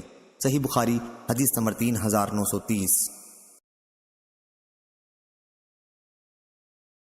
محمد بن مسنہ نے بیان کیا، کہا ہم سے غندر نے بیان کیا، ان سے شعبہ نے بیان کیا، ان سے حشام نے، ان سے ان کے والد نے، اور ان سے حضرت عائشہ رضی اللہ عنہا نے، کیا حضرت ابو بکر صدیق رضی اللہ عنہ ان کے یہاں آئے تو نبی کریم صلی اللہ علیہ وسلم بھی وہیں تشریف رکھتے تھے۔ عید الفطر یا عید الاضحیٰ کا دن تھا۔ دو لڑکیاں یوم بعاث کے بارے میں وہ اشعار پڑھ رہی تھیں جو انصار کے شعراء نے اپنے فخر میں کہے تھے۔ حضرت ابو بکر رضی اللہ عنہ نے کہا، یہ شیطانی گانے باجے آن حضرت صلی اللہ علیہ وسلم کے گھر میں؟ 2 مرتبہ انہوں نے یہ جملہ دہرایا، لیکن آپ نے فرمایا، ابو بکر انہیں چھوڑ دو، ہر قوم کی عید ہوتی ہے اور ہماری عید آج کا یہ دن ہے۔ صحیح بخاری حدیث نمبر 3931۔ مسدد نے بیان کیا، کہا ہم سے عبد الوارث نے بیان کیا، دوسری سند، اور ہم سے اسحاق بن منصور نے بیان کیا، کہا ہم کو عبد الصمد نے خبر دی، کہا کہ میں نے اپنے والد عبد الوارث سے سنا، انہوں نے بیان کیا کہ ہم سے ابو طیاح یزید بن حمید سوائی نے بیان کیا، کہا کہ مجھ سے حضرت انس بن مالک رضی اللہ عنہ نے بیان کیا، انہوں نے کہا کہ جب نبی کریم صلی اللہ علیہ وسلم مدینہ تشریف لائے تو مدینے کے بلند جانب قباء کے ایک محلے میں آپ نے سب سے پہلے قیام کیا، جسے بنی عمرو بن عوف کا محلہ کہا جاتا تھا۔ راوی نے بیان کیا کہ حضور صلی اللہ علیہ وسلم نے وہاں 14 رات قیام کیا، پھر آپ نے قبیلہ بنی نجار کے لوگوں کو بلا بھیجا، انہوں نے بیان کیا کہ انصار بنی نجار آپ کی خدمت میں تلواریں لٹکائے ہوئے حاضر ہوئے۔ راوی نے بیان کیا، گویا اس وقت بھی وہ منظر میری نظروں کے سامنے ہے، کیا حضرت صلی اللہ علیہ وسلم اپنی سواری پر سوار ہیں، حضرت ابو بکر صدیق رضی اللہ عنہ اسی سواری پر آپ کے پیچھے سوار ہیں، اور بنی نجار کے انصار آپ کے چاروں طرف حلقہ بنائے ہوئے مسلح پیدل چلے جا رہے ہیں۔ آخر آپ حضرت ابو ایوب انصاری کے گھر کے قریب اتر گئے۔ راوی نے بیان کیا کہ ابھی تک جہاں بھی نماز کا وقت ہو جاتا وہیں آپ نماز پڑھ لیتے تھے، بکریوں کے ریوڑ جہاں رات کو باندھے جاتے وہاں بھی نماز پڑھ لی جاتی تھی۔ بیان کیا کہ پھر حضور صلی اللہ علیہ وسلم نے مسجد کی تعمیر کا حکم فرمایا، آپ نے اس کے لیے قبیلہ بنی نجار کے لوگوں کو بلا بھیجا، وہ حاضر ہوئے تو آپ نے فرمایا، اے بنو نجار، اپنے اس باغ کی قیمت طے کر لو۔ انہوں نے عرض کیا، نہیں اللہ کی قسم، ہم اس کی قیمت اللہ کے سوا اور کسی سے نہیں لے سکتے۔ راوی نے بیان کیا کہ اس باغ میں وہ چیزیں تھیں جو میں تم سے بیان کروں گا، اس میں مشرکین کی قبریں تھیں، کچھ اس میں کھنڈر تھا اور کھجوروں کے چند درخت بھی تھے۔ حضرت صلی اللہ علیہ وسلم کے حکم سے مشرکین کی قبریں اکھاڑ دی گئیں، جہاں کھنڈر تھا اسے برابر کیا گیا اور کھجوروں کے درخت کاٹ دیے گئے۔ راوی نے بیان کیا کہ کھجور کے تنے مسجد کے قبلے کی طرف ایک قطار میں بطور دیوار رکھ دیے گئے اور دروازے میں چوکھٹ کی جگہ پتھر رکھ دیے۔ حضرت انس رضی اللہ عنہ نے بیان کیا کہ صحابہ جب پتھر ڈھو رہے تھے تو شعر پڑھتے جاتے تھے، حضرت صلی اللہ علیہ وسلم بھی ان کے ساتھ خود پتھر ڈھوتے اور شعر پڑھتے۔ صحابہ رضی اللہ عنہم یہ شعر پڑھتے کہ اے اللہ، آخرت ہی کی خیر، خیر ہے پس تو انصار اور مہاجرین کی مدد فرما۔ صحیح بخاری حدیث نمبر 3932۔ ابراہیم بن حمزہ نے بیان کیا، کہا ہم سے حاتم بن اسماعیل نے بیان کیا، ان سے عبد الرحمن بن حمید ظاہری نے بیان کیا، انہوں نے خلیفہ عمر بن عبدالعزیز سے سنا، وہ نمرکندی کے بھانجے صائب بن یزید سے دریافت کر رہے تھے کہ تم نے مکے میں مہاجر کے ٹھہرنے کے مسئلے میں کیا سنا ہے؟ انہوں نے بیان کیا، میں نے حضرت علا بن حضری رضی اللہ عنہ سے سنا، وہ بیان کرتے تھے رسول اللہ صلی اللہ علیہ وسلم نے فرمایا، مہاجر کو حج میں طواف وداع کے بعد 3 دن ٹھہرنے کی اجازت ہے۔ صحیح بخاری حدیث نمبر 3933۔ عبداللہ بن مسلمہ قامبی نے بیان کیا، کہا ہم سے عبدالعزیز بن ابو حازم نے بیان کیا، ان سے ان کے والد سلمہ بن دینار نے، ان سے سہل بن سعد سعدی رضی اللہ عنہ نے بیان کیا کہ تاریخ کا شمار نبی کریم صلی اللہ علیہ وسلم کی نبوت کے سال سے ہوا اور نہ آپ کی وفات کے سال سے، بلکہ اس کا شمار مدینہ کی ہجرت کے سال سے ہوا۔ صحیح بخاری حدیث نمبر 3934۔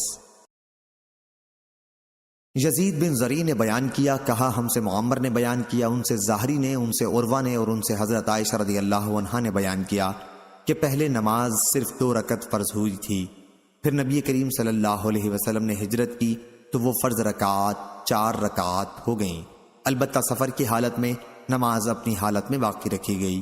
اس روایت کی مطابقت عبدالرزاق نے معمر سے کی ہے۔ صحیح بخاری حدیث نمبر 3935۔ یحییٰ بن قزا نے بیان کیا، کہا ہم سے ابراہیم بن سعد نے بیان کیا، ان سے زہری نے، ان سے عامر بن سعد بن مالک نے، اور ان سے ان کے والد حضرت سعد بن ابی وقاص رضی اللہ عنہ نے بیان کیا کہ نبی کریم صلی اللہ علیہ وسلم حجۃ الوداع 10 ہجری کے موقع پر میری مزاج پرسی کے لیے تشریف لائے۔ اس مرض میں میرے بچنے کی کوئی امید نہیں رہی تھی۔ میں نے عرض کیا، یا رسول اللہ، مرض کی شدت آپ خود ملاحظہ فرما رہے ہیں، میرے پاس مال بہت ہے اور صرف میری ایک لڑکی وارث ہے، تو کیا میں اپنے 2/3 مال کا صدقہ کر دوں؟ حضرت صلی اللہ علیہ وسلم نے فرمایا کہ نہیں۔ میں نے عرض کیا، پھر آدھے کا کر دوں؟ فرمایا کہ سعد، بس 1/3 کا کر دو، یہ بھی بہت ہے۔ اگر اپنی اولاد کو مالدار چھوڑ کر جائے تو یہ اس سے بہتر ہے کہ انہیں محتاج چھوڑے اور وہ لوگوں کے سامنے ہاتھ پھیلاتے پھریں۔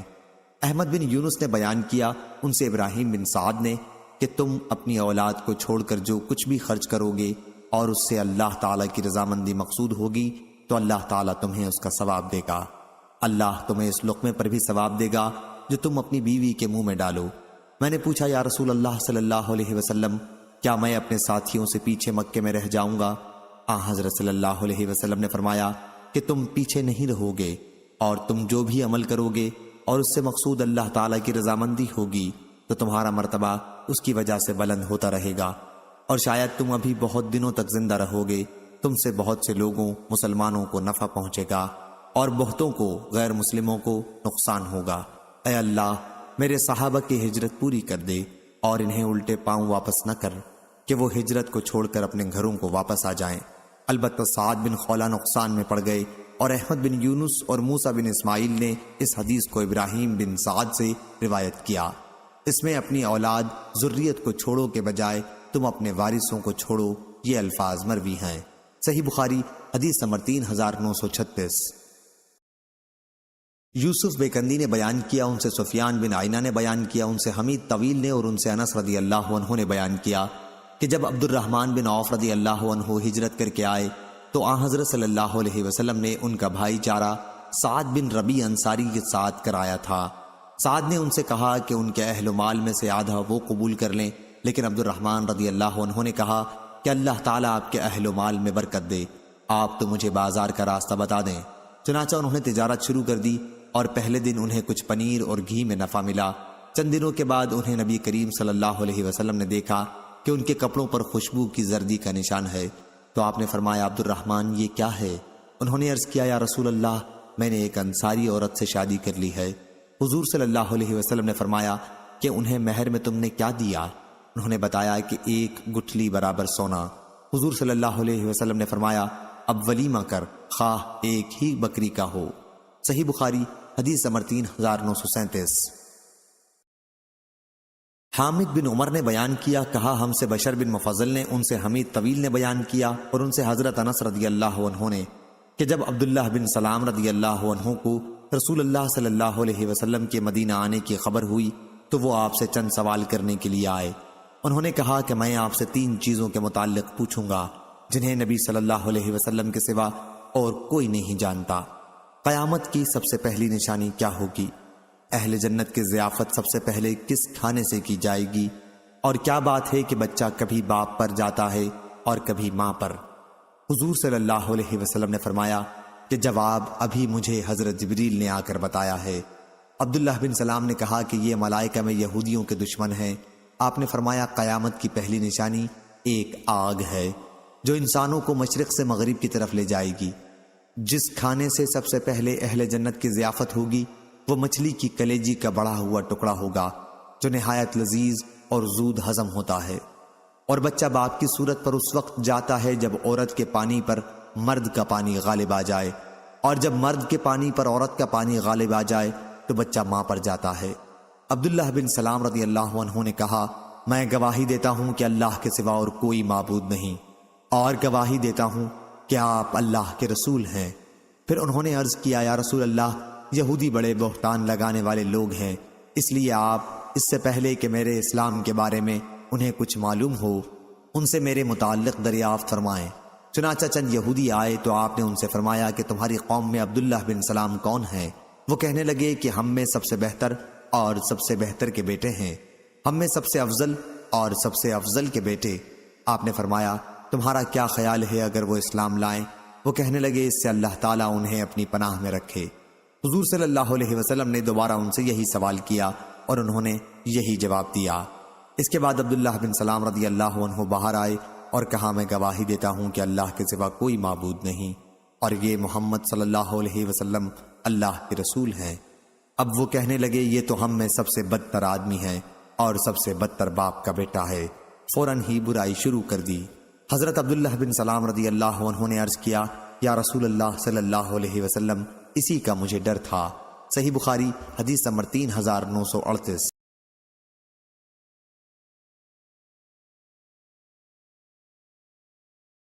مسلم بن ابراہیم نے بیان کیا، کہا ہم سے قزا بن خالد نے بیان کیا، ان سے محمد بن سیرین نے اور ان سے حضرت ابو ہریرہ رضی اللہ عنہ نے کہ نبی کریم صلی اللہ علیہ وسلم نے فرمایا اگر 10 یہودی احبار و علمائی مجھ پر ایمان لے آئیں تو تمام یہود مسلمان ہو جاتے۔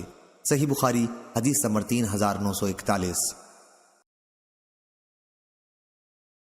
حماد بن اسامہ نے بیان کیا کہ انہیں ابو عمیس نے خبر دی، انہیں قیس بن مسلم نے، انہیں طارق بن شہاب نے اور ان سے ابو موسیٰ اشعری رضی اللہ عنہ نے بیان کیا جب نبی کریم صلی اللہ علیہ وسلم مدینہ تشریف لائے تو آپ نے دیکھا کہ یہودی عاشورہ کے دن کی تعظیم کرتے ہیں اور اس دن روزہ رکھتے ہیں۔ حضرت صلی اللہ علیہ وسلم نے فرمایا کہ ہم اس دن روزہ رکھنے کے زیادہ حقدار ہیں، چنانچہ آپ نے اس دن کے روزے کا حکم دیا۔ صحیح بخاری حدیث نمبر 3942۔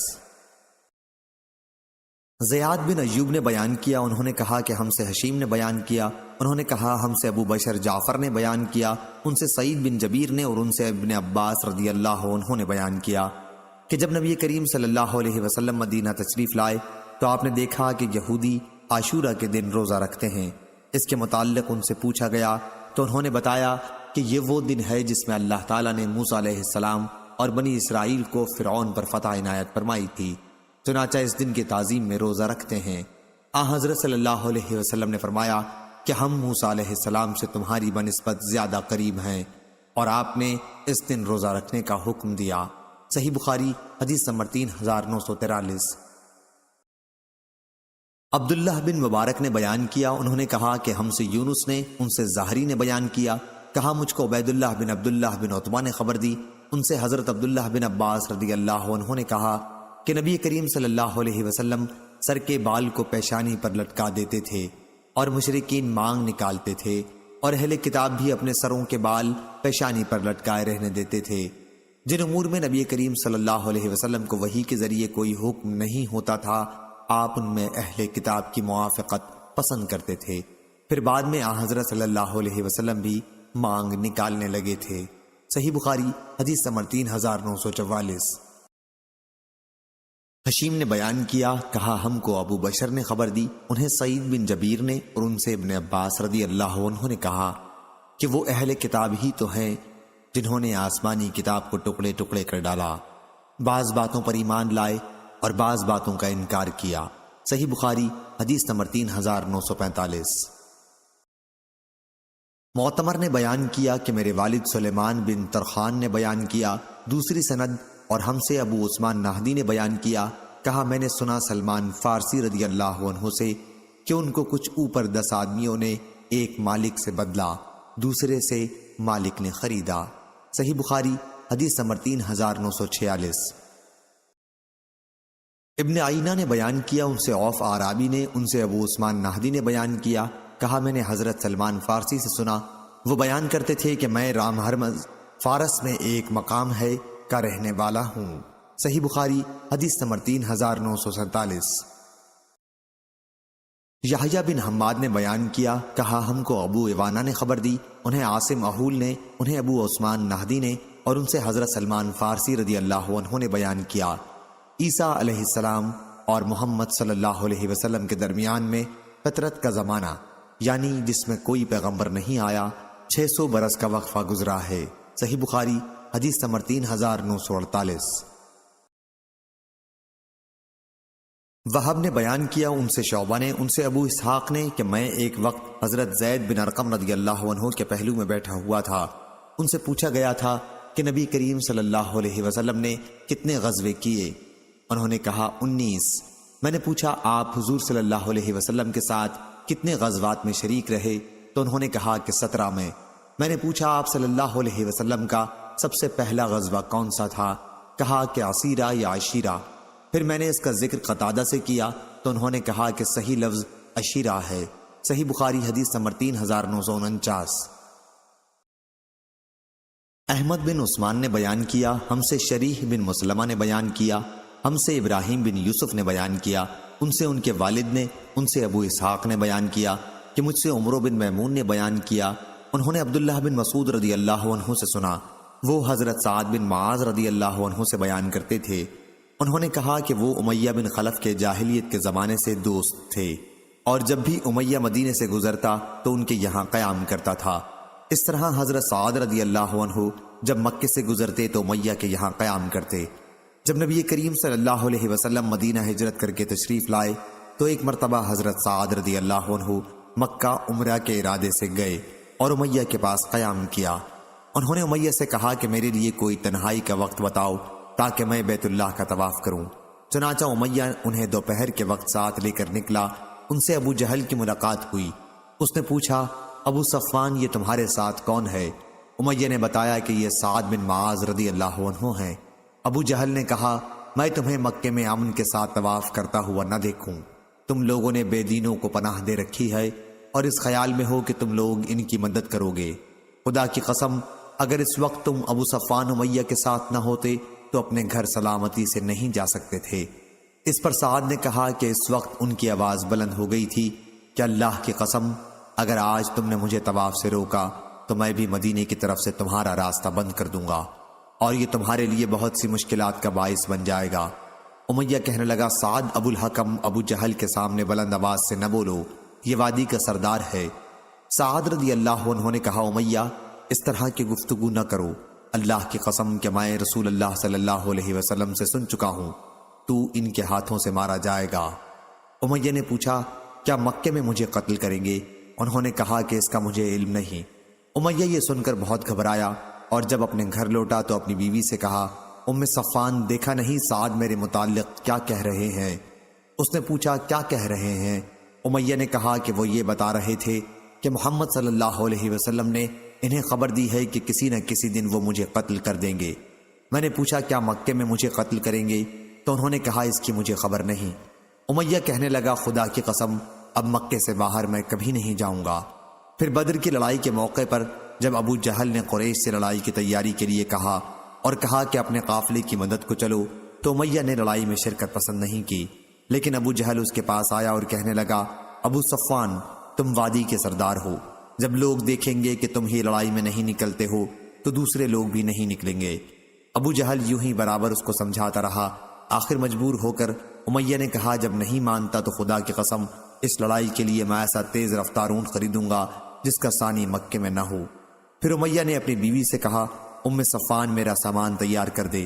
اس نے کہا ابو صفوان اپنے یسربی بھائی کی بات بھول گئے؟ امیہ بولا میں بھولا نہیں ہوں، ان کے ساتھ صرف تھوڑی دور تک جاؤں گا۔ جب امیہ نکلا تو راستے میں جس منزل پر بھی ٹھہرنا ہوتا یہ اپنا اونٹ اپنے پاس ہی باندھے رکھتا۔ وہ برابر ایسی ہی احتیاط کرتا رہا جہاں تک کہ اللہ تعالیٰ نے اسے قتل کرا دیا۔ صحیح بخاری حدیث نمبر 3950۔ لیث نے بیان کیا انہوں نے کہا کہ ہم سے عقیل نے بیان کیا ان سے ابن شہاب نے بیان کیا ان سے عبد الرحمن بن عبداللہ بن کعب نے ان سے عبداللہ بن کعب نے بیان کیا انہوں نے کہا کہ میں نے حضرت کعب بن مالک رضی اللہ عنہ سے سنا، انہوں نے بیان کیا کہ رسول اللہ صلی اللہ علیہ وسلم نے جتنے غزوے کیے میں غزوہ تبوک کے سوا اور سب میں حاضر رہا، البتہ غزوہ بدر میں شریک نہ ہو سکا تھا، لیکن جو لوگ اس غزوے میں شریک نہ ہو سکے تھے ان میں سے کسی پر اللہ نے عتاب نہیں کیا، کیونکہ رسول اللہ صلی اللہ علیہ وسلم قریش کے قافلے کو تلاش کرنے کے لیے نکلے تھے، لڑنے کی نیت سے نہیں گئے تھے، مگر اللہ نے ناگہانی مسلمانوں کو ان کے دشمنوں سے بھڑا دیا۔ صحیح بخاری حدیث نمبر 3951۔ اسرائیل بن یونس نے بیان کیا، ان سے مخارق بن عبداللہ بجلی نے، ان سے طارق بن شہاب نے، انہوں نے حضرت ابن مسعود رضی اللہ عنہ سے سنا، انہوں نے کہا کہ میں نے مقداد بن اسود رضی اللہ عنہ سے ایک ایسی بات سنی کہ اگر وہ بات میری زبان سے ادا ہو جاتی تو میرے لیے کسی بھی چیز کے مقابلے میں زیادہ عزیز ہوتی۔ وہ نبی کریم صلی اللہ علیہ وسلم کی خدمت میں حاضر ہوئے۔ حضور صلی اللہ علیہ وسلم اس وقت مشرکین پر بد دعا کر رہے تھے۔ انہوں نے عرض کی، یا رسول اللہ، ہم وہ نہیں کہیں گے جو حضرت موسیٰ کی قوم نے کہا تھا کہ جاؤ تم اور تمہارا رب ان سے جنگ کرو، بلکہ ہم آپ کے دائیں بائیں، آگے اور پیچھے جمع ہو کر لڑیں گے۔ میں نے دیکھا کہ نبی کریم صلی اللہ علیہ وسلم کا چہرہ مبارک چمکنے لگا اور آپ خوش ہو گئے۔ صحیح بخاری حدیث نمبر 3952۔ محمد بن عبداللہ بن حوشب نے بیان کیا، ہم سے عبد الوہاب نے بیان کیا، ان سے خالد نے، ان سے اکرمہ نے، ان سے ابن عباس رضی اللہ عنہ نے کہ نبی کریم صلی اللہ علیہ وسلم نے بدر کی لڑائی کے موقع پر فرمایا تھا، اے اللہ، میں تیرے عہد اور وعدے کا واسطہ دیتا ہوں، اگر تو چاہے کہ یہ کافر غالب ہوں تو مسلمانوں کے ختم ہو جانے کے بعد تیری عبادت نہ ہوگی۔ اس پر ابو بکر رضی اللہ عنہ نے حضور صلی اللہ علیہ وسلم کا ہاتھ تھام لیا اور عرض کیا، بس کیجئے یا رسول اللہ۔ اس کے بعد حضور صلی اللہ علیہ وسلم اپنے خیمے سے باہر تشریف لائے تو آپ کی زبان مبارک پر یہ آیت تھی، جلدی ہی کفار کی جماعت کو ہار ہوگی اور یہ پیٹھ پھیر کر بھاگ نکلیں گے۔ صحیح بخاری حدیث نمبر 3953۔ ابن جریج نے خبر دی، کہا کہ مجھے عبد الکریم نے خبر دی، انہوں نے عبداللہ بن حارث کے مولا مقسم سے سنا، وہ حضرت ابن عباس رضی اللہ عنہ سے بیان کرتے تھے۔ انہوں نے بیان کیا کہ سورہ نساء کی اس آیت سے جہاد میں شرکت کرنے والے اور اس میں شریک نہ ہونے والے برابر نہیں ہو سکتے۔ وہ لوگ مراد ہیں جو بدر کی لڑائی میں شریک ہوئے اور جو اس میں شریک نہیں ہوئے۔ صحیح بخاری حدیث نمبر 3954۔ شعبہ نے بیان کیا، ان سے ابو اسحاق نے اور ان سے حضرت براء بن عازب رضی اللہ عنہ نے بیان کیا کہ بدر کی لڑائی کے موقع پر مجھے اور ابن عمر رضی اللہ عنہ کو نابالغ قرار دے دیا گیا تھا۔ صحیح بخاری حدیث نمبر 3955۔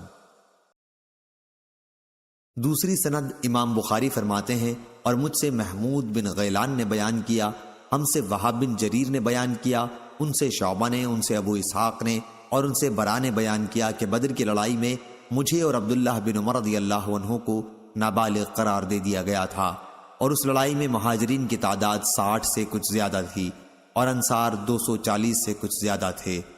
کل مسلمان 310 اور 319 کے درمیان تھے۔ صحیح بخاری حدیث نمبر 3956۔ زہیر بن معاویہ نے بیان کیا، ہم سے ابو اسحاق نے بیان کیا، کہا کہ میں نے حضرت براء رضی اللہ عنہ سے سنا، انہوں نے بیان کیا کہ حضرت محمد صلی اللہ علیہ وسلم کے صحابہ نے جو بدر میں شریک تھے مجھ سے بیان کیا کہ بدر کی لڑائی میں ان کی تعداد اتنی ہی تھی جتنی کہ حضرت طالوت علیہ السلام کے ان اصحاب کی تھی جنہوں نے ان کے ساتھ نہر فلسطین کو پار کیا تھا، تقریباً 310۔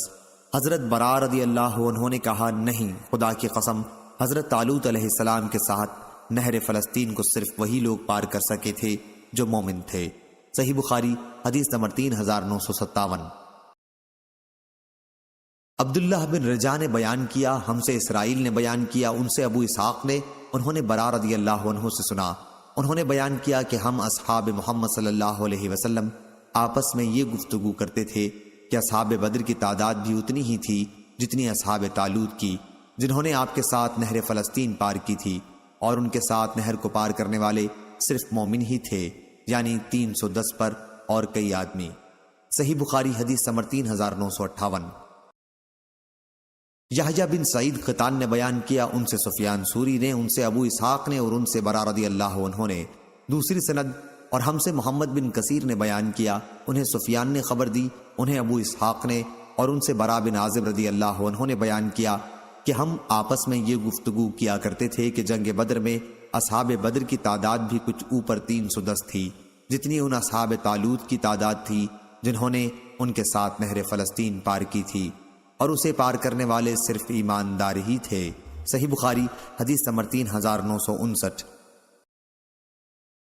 عمرو بن خالد حرانی نے بیان کیا، انہوں نے کہا ہم سے زہیر بن معاویہ نے بیان کیا، انہوں نے کہا ہم سے ابو اسحاق سبعی نے بیان کیا، ان سے عمر بن میمون نے اور ان سے حضرت عبداللہ بن مسعود رضی اللہ عنہ نے بیان کیا کہ نبی کریم صلی اللہ علیہ وسلم نے کعبے کی طرف منہ کر کے کفار قریش کے چند لوگوں شیبہ بن ربیعہ، عتبہ بن ربیعہ، ولید بن عتبہ اور ابو جہل بن ہشام کے حق میں بد دعا کی تھی۔ میں اس کے لیے اللہ کو گواہ بناتا ہوں کہ میں نے بدر کے میدان میں ان کی لاشیں پڑی ہوئی پائیں۔ سورج نے ان کی لاشوں کو بدبودار کر دیا تھا، اس دن بڑی گرمی تھی۔ صحیح بخاری حدیث نمبر 3960۔ ابو اسامہ نے بیان کیا، ہم سے اسماعیل بن ابی خالد نے بیان کیا، ہم کو قیس بن ابو حازم نے خبر دی اور انہیں حضرت عبداللہ بن مسعود رضی اللہ عنہ نے کہ بدر کی لڑائی میں وہ ابو جہل کے قریب سے گزرے، ابھی اس میں تھوڑی سی جان باقی تھی۔ اس نے ان سے کہا، اس سے بڑا کوئی اور شخص ہے جس کو تم نے مارا ہے؟ صحیح بخاری حدیث نمبر 3961۔ زہیر نے بیان کیا، کہا ہم سے سلیمان تیمی نے بیان کیا، ان سے انس رضی اللہ عنہ نے کہا کہ نبی کریم صلی اللہ علیہ وسلم نے فرمایا۔ دوسری سند حضرت امام بخاری رحمہ اللہ نے فرمایا، مجھ سے عمر بن خالد نے بیان کیا، ہم سے زہیر بن معاویہ نے بیان کیا، ان سے سلیمان تیمی نے اور ان سے حضرت انس بن مالک رضی اللہ عنہ نے کہ نبی کریم صلی اللہ علیہ وسلم نے فرمایا، کوئی ہے جو معلوم کرے کہ ابو جہل کا کیا حشر ہوا؟ حضرت ابن مسعود رضی اللہ عنہ حقیقت حال معلوم کرنے آئے تو دیکھا کہ عفرا کے بیٹوں معاذ اور معوذ رضی اللہ عنہ نے اسے قتل کر دیا ہے اور اس کا جسم ٹھنڈا پڑا ہے۔ انہوں نے دریافت کیا، کیا تو ہی ابو جہل ہے؟ حضرت انس رضی اللہ عنہ نے بیان کیا کہ پھر حضرت ابن مسعود رضی اللہ عنہ نے اس کی داڑھی پکڑ لی۔ ابو جہل نے کہا، کیا اس سے بھی بڑا کوئی آدمی ہے جسے تم نے آج قتل کر ڈالا ہے؟ یا اس نے یہ کہا کہ کیا اس سے بھی بڑا کوئی آدمی ہے جسے اس کی قوم نے قتل کر ڈالا ہے؟ احمد بن یونس نے اپنی روایت میں انت ابا جہل کے الفاظ بیان کیے ہیں، یعنی انہوں نے یہ پوچھا، کیا تو ہی ابو جہل ہے؟ صحیح بخاری حدیث نمبر 3962۔ ابن ابی عدی نے بیان کیا، ان سے سلیمان تیمی نے اور ان سے حضرت انس بن مالک رضی اللہ عنہ نے کہ نبی کریم صلی اللہ علیہ وسلم نے بدر کی لڑائی کے دن فرمایا، کون دیکھ کر آئے گا کہ ابو جہل کا کیا ہوا؟ حضرت ابن مسعود رضی اللہ عنہ معلوم کرنے گئے تو دیکھا کہ عفرا کے دونوں لڑکوں نے اسے قتل کر دیا تھا اور اس کا جسم ٹھنڈا پڑا ہے۔ انہوں نے اس کی داڑھی پکڑ کر کہا، تو ہی ابو جہل ہے؟ اس نے کہا، کیا اس سے بھی بڑا کوئی آدمی ہے جسے آج اس کی قوم نے قتل کر ڈالا ہے؟ یا اس نے یوں کہا کہ تم لوگوں نے اسے قتل کر ڈالا ہے؟ صحیح بخاری حدیث نمبر 3963۔ علی بن عبداللہ نے بیان کیا، انہوں نے کہا کہ میں نے یوسف بن ماجشون سے یہ حدیث لکھی، انہوں نے صالح بن ابراہیم سے بیان کیا، انہوں نے اپنے والد سے، انہوں نے صالح کے دادا عبد الرحمن بن عوف رضی اللہ عنہ سے بدر کے بارے میں عفرا کے دونوں بیٹوں کی حدیث مراد لیتے تھے۔ صحیح بخاری حدیث نمبر 3964۔ محمد بن عبداللہ رقاشی نے بیان کیا، ہم سے معتمر نے بیان کیا، کہا کہ میں نے اپنے والد سے سنا، انہوں نے بیان کیا کہ ہم سے ابو مجلس نے، ان سے قیس بن عباد نے اور ان سے حضرت علی رضی اللہ عنہ نے بیان کیا کہ قیامت کے دن میں سب سے پہلا شخص ہوں گا جو اللہ تعالیٰ کے دربار میں جھگڑا چکانے کے لیے دو زانو ہو کر بیٹھے گا۔ قیس بن عباد نے بیان کیا کہ انہیں حضرات حمزہ، علی اور عبیدہ رضی اللہ عنہم کے بارے میں سورہ حج کی آیت نازل ہوئی تھی کہ یہ دو فریق ہیں جنہوں نے اللہ کے بارے میں لڑائی کی۔ بیان کیا کہ یہ وہی ہیں جو بدر کی لڑائی میں لڑنے کے لیے تنہا نکلے تھے۔ مسلمانوں کی طرف سے حمزہ، علی اور عبیدہ یا ابو عبید بن حارث، اور کافروں کی طرف سے شیبہ بن ربیعہ، عتبہ اور ولید بن عتبہ تھے۔ صحیح بخاری حدیث نمبر 3965۔ سفیان سوری نے بیان کیا، ان سے ابو ہاشم نے، ان سے ابو مجلس نے، ان سے قیس بن عباد نے اور ان سے حضرت ابو ذر رضی اللہ عنہ نے بیان کیا سورہ حج کی آیت کریمہ، ھذان خصمان اختصموا فی ربہم، یہ دو فریق ہیں جنہوں نے اللہ کے بارے میں مقابلہ کیا۔ قریش کے 6 شخصوں کے بارے میں نازل ہوئی تھی، 3 مسلمانوں کی طرف کے یعنی علی، حمزہ اور عبید اللہ بن حارث رضی اللہ عنہم، اور 3 کفار کی طرف کے یعنی شیبہ بن ربیعہ، عتبہ بن ربیعہ اور ولید بن عتبہ۔ صحیح بخاری حدیث نمبر 3966۔ اسحاق بن ابراہیم صواف نے بیان کیا، ہم سے یوسف بن یعقوب نے بیان کیا، ان کا بنی زبیہ کے یہاں آنا جانا تھا اور وہ بنی صدوش کے غلام تھے۔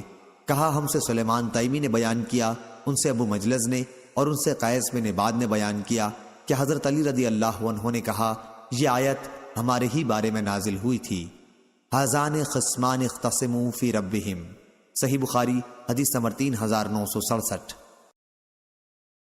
وکی نے خبر دی، انہیں سفیان نے، انہیں ابو ہاشم نے، انہیں ابو مجلس نے، انہیں قیس بن عباد نے، اور انہوں نے حضرت ابو ذر رضی اللہ عنہ سے سنا۔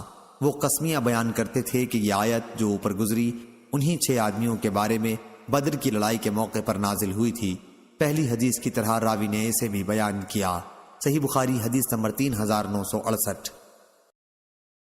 حشیم نے بیان کیا، ہم کو ابو ہاشم نے خبر دی، انہیں ابو مجلس نے، انہیں قیس نے، انہوں نے کہا کہ میں نے حضرت ابو ذر رضی اللہ عنہ سے سنا، وہ قسمیاں کہتے تھے کہ یہ آیت ھذان خصمان اختصموا فی ربہم ان کے بارے میں اتری جو بدر کی لڑائی میں مقابلے کے لیے نکلے تھے، یعنی حمزہ، علی اور عبیدہ بن حارث رضی اللہ عنہم مسلمانوں کی طرف سے، اور عتبہ، شیبہ، ربیعہ کے بیٹے، اور ولید بن عتبہ کافروں کی طرف سے، صحیح بخاری حدیث نمبر 3969۔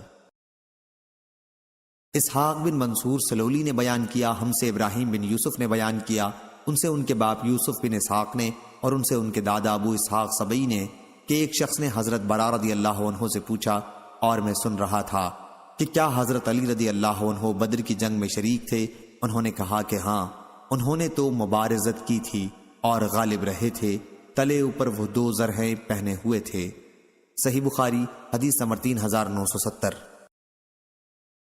عبدالعزیز بن عبداللہ اویسی نے بیان کیا، کہا کہ مجھ سے یوسف بن ماجشون نے بیان کیا، ان سے صالح بن ابراہیم بن عبد الرحمن بن عوف نے، ان سے ان کے والد ابراہیم نے، ان کے دادا حضرت عبد الرحمن بن عوف رضی اللہ عنہ سے، انہوں نے بیان کیا کہ امیہ بن خلف سے ہجرت کے بعد میرا عہد نامہ ہو گیا تھا، پھر بدر کی لڑائی کے موقع پر انہوں نے اس کے اور اس کے بیٹے علی کے قتل کا ذکر کیا۔ بلال نے جب اسے دیکھ لیا تو کہا کہ اگر آج امیہ بچ نکلا تو میں آخرت میں عذاب سے بچ نہیں سکوں گا، صحیح بخاری حدیث نمبر 3971۔ عبدان بن عثمان نے بیان کیا، کہا کہ مجھے میرے والد نے خبر دی، انہیں شعبہ نے، انہیں ابو اسحاق نے، انہیں اسود نے، اور انہیں عبداللہ بن مسعود رضی اللہ عنہ نے، کہ نبی کریم صلی اللہ علیہ وسلم نے ایک مرتبہ مکے میں سورہ والنجم کی تلاوت کی اور سجدہ تلاوت کیا تو جتنے لوگ وہاں موجود تھے سب سجدے میں گر گئے، سوا ایک بوڑھے کے کہ اس نے ہتھیلی میں مٹی لے کر اپنی پیشانی پر اسے لگا لیا اور کہنے لگا کہ میرے لیے بس اتنا ہی کافی ہے۔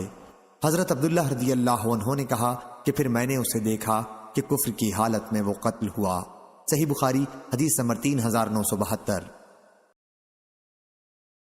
حشام بن یوسف نے بیان کیا، ان سے معمر نے، ان سے حشام نے، ان سے عروہ نے بیان کیا کہ زبیر رضی اللہ عنہ کے جسم پر تلوار کے 3 گہرے زخموں کے نشانات تھے، ایک ان کے مونڈھے پر تھا اور اتنا گہرا تھا کہ میں بچپن میں اپنی انگلیاں ان میں داخل کر دیا کرتا تھا۔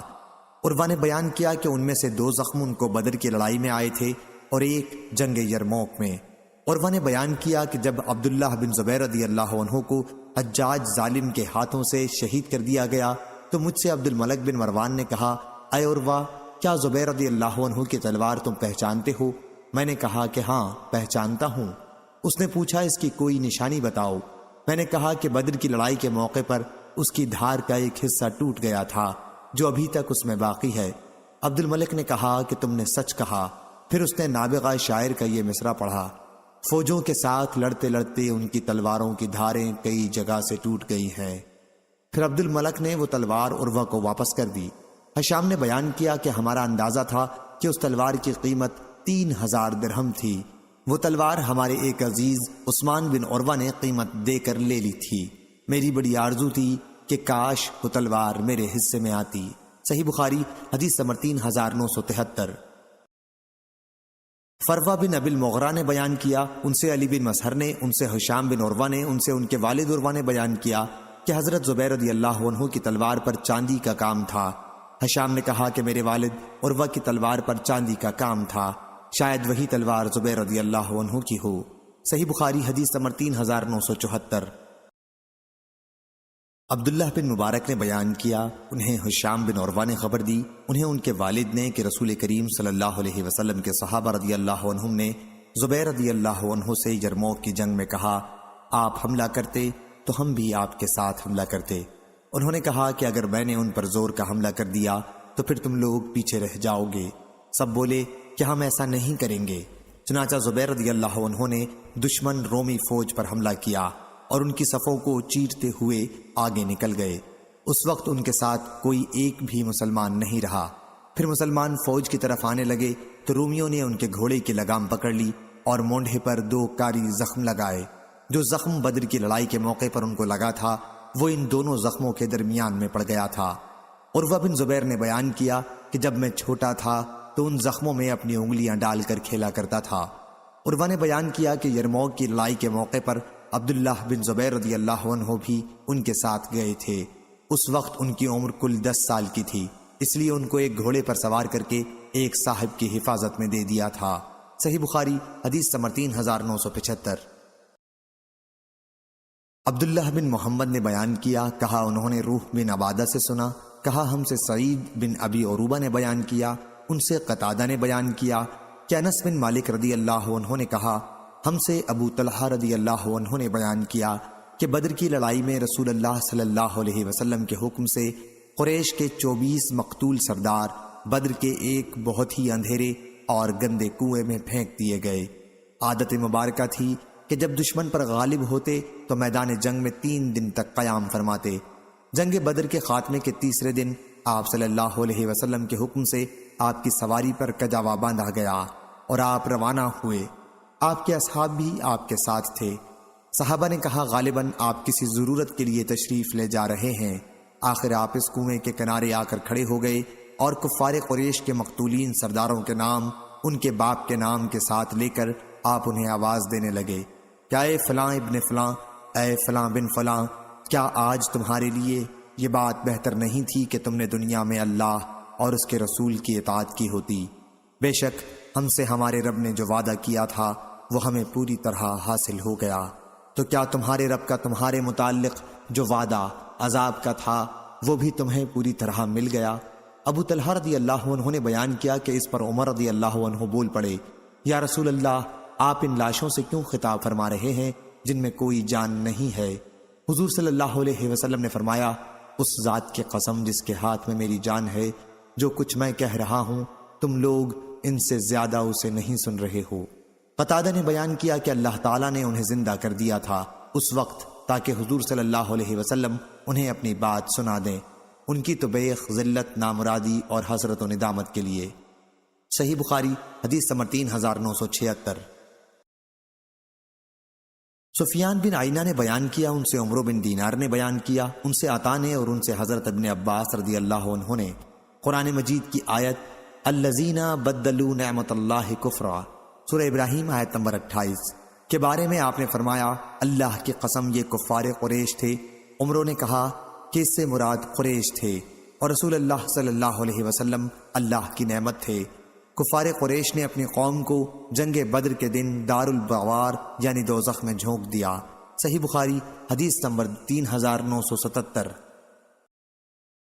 ابو اسامہ نے بیان کیا، ان سے حشام نے، ان سے ان کے والد نے بیان کیا کہ حضرت عائشہ رضی اللہ عنہا کے سامنے کسی نے اس کا ذکر کیا کہ حضرت ابن عمر رضی اللہ عنہ نبی کریم صلی اللہ علیہ وسلم کے حوالے سے بیان کرتے ہیں کہ میت کو قبر میں اس کے گھر والوں کے اس پر رونے سے بھی عذاب ہوتا ہے۔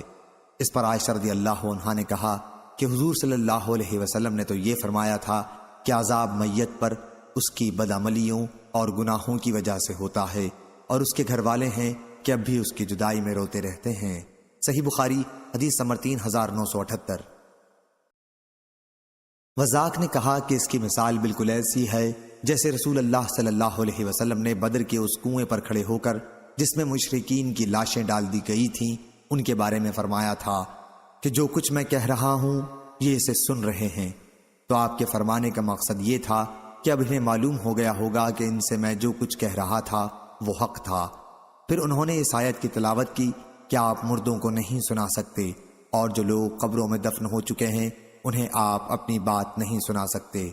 حضرت عائشہ رضی اللہ عنہا نے کہا کہ آپ ان مردوں کو نہیں سنا سکتے جو اپنا ٹھکانہ اب جہنم میں بنا چکے ہیں۔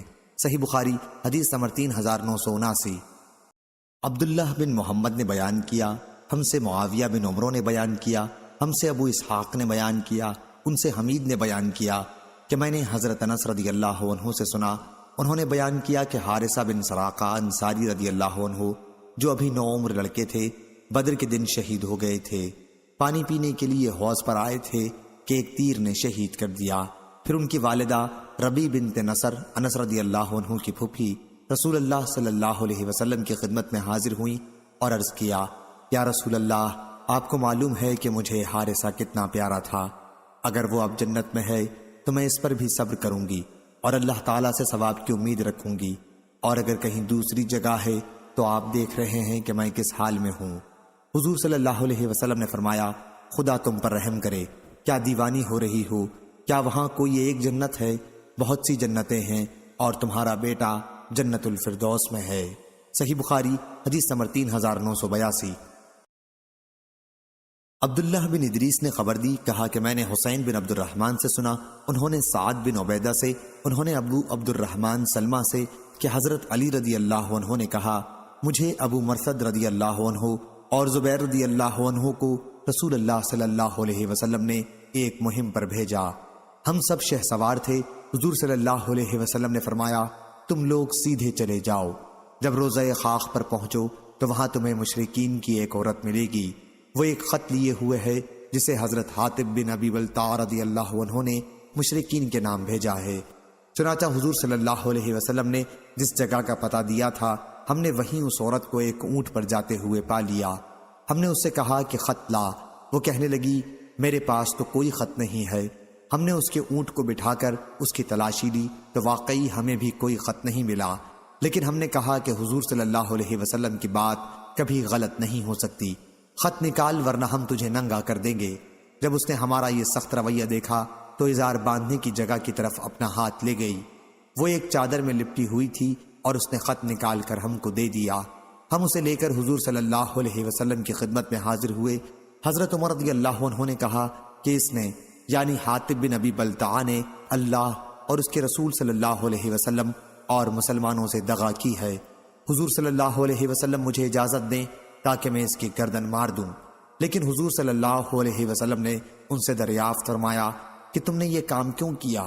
حاطب رضی اللہ عنہ بولے، اللہ کی قسم، یہ وجہ ہرگز نہیں تھی کہ اللہ اور اس کے رسول پر میرا ایمان باقی نہیں رہا تھا، میرا مقصد تو صرف اتنا تھا کہ قریش پر اس طرح میرا ایک احسان ہو جائے اور اس کی وجہ سے وہ مکے میں باقی رہ جانے والے میرے اہل و عیال کی حفاظت کریں۔ آپ کے اصحاب میں جتنے بھی حضرات مہاجرین ہیں ان سب کا قبیلہ وہاں موجود ہے اور اللہ ان کے ذریعے ان کے اہل و مال کی حفاظت کرتا ہے۔ حضور صلی اللہ علیہ وسلم نے فرمایا کہ انہوں نے سچی بات بتا دی ہے اور تم لوگوں کو چاہیے کہ ان کے متعلق اچھی بات ہی کہو۔ حضرت عمر رضی اللہ عنہ نے پھر عرض کیا کہ اس شخص نے اللہ، اس کے رسول اور مسلمانوں سے دغا کی ہے، آپ مجھے اجازت دیجئے کہ میں اس کی گردن کو مار دوں۔ حضور صلی اللہ علیہ وسلم نے ان سے فرمایا کہ کیا یہ بدر والوں میں سے نہیں ہے؟ آپ نے فرمایا، اللہ تعالیٰ اہل بدر کے حالات کو پہلے ہی سے جانتا تھا اور وہ خود فرما چکا ہے کہ تم جو چاہو کرو تمہیں جنت ضرور ملے گی، یا آپ نے یہ فرمایا کہ میں نے تمہاری مغفرت کر دی ہے۔ یہ سن کر حضرت عمر رضی اللہ عنہ کی آنکھوں میں آنسو آ گئے اور عرض کیا، اللہ اور اس کے رسول کو زیادہ علم ہے۔ صحیح بخاری حدیث نمبر 3983۔ عبد الرحمن بن غسیل نے بیان کیا، ان سے حمزہ بن ابی اسید اور زبیر بن منذر بن ابی اسید نے اور ان سے حضرت ابو اسید رضی اللہ عنہ نے بیان کیا کہ رسول اللہ صلی اللہ علیہ وسلم نے جنگ بدر کے موقع پر ہمیں ہدایت فرمائی تھی کہ جب کفار تمہارے قریب آ جائیں تو ان پر تیر چلانا اور جب تک وہ دور رہیں اپنے تیروں کو بچائے رکھنا۔ صحیح بخاری حدیث نمبر 3984۔ ابو احمد زبیری نے بیان کیا، ہم سے عبد الرحمن بن غسیل نے، ان سے حمزہ بن ابی اسید اور منذر بن ابی اسید نے اور ان سے حضرت ابو اسید رضی اللہ عنہ نے بیان کیا کہ جنگ بدر میں رسول اللہ صلی اللہ علیہ وسلم نے ہمیں ہدایت کی تھی کہ جب تمہارے قریب کفار آ جائیں یعنی حملہ و ہجوم کریں اتنے کہ تمہارے نشانے کی زد میں آ جائیں تو پھر ان پر تیر برسانے شروع کرنا اور جب تک وہ تم سے قریب نہ ہوں اپنے تیروں کو محفوظ رکھنا۔ صحیح بخاری حدیث نمبر 3985۔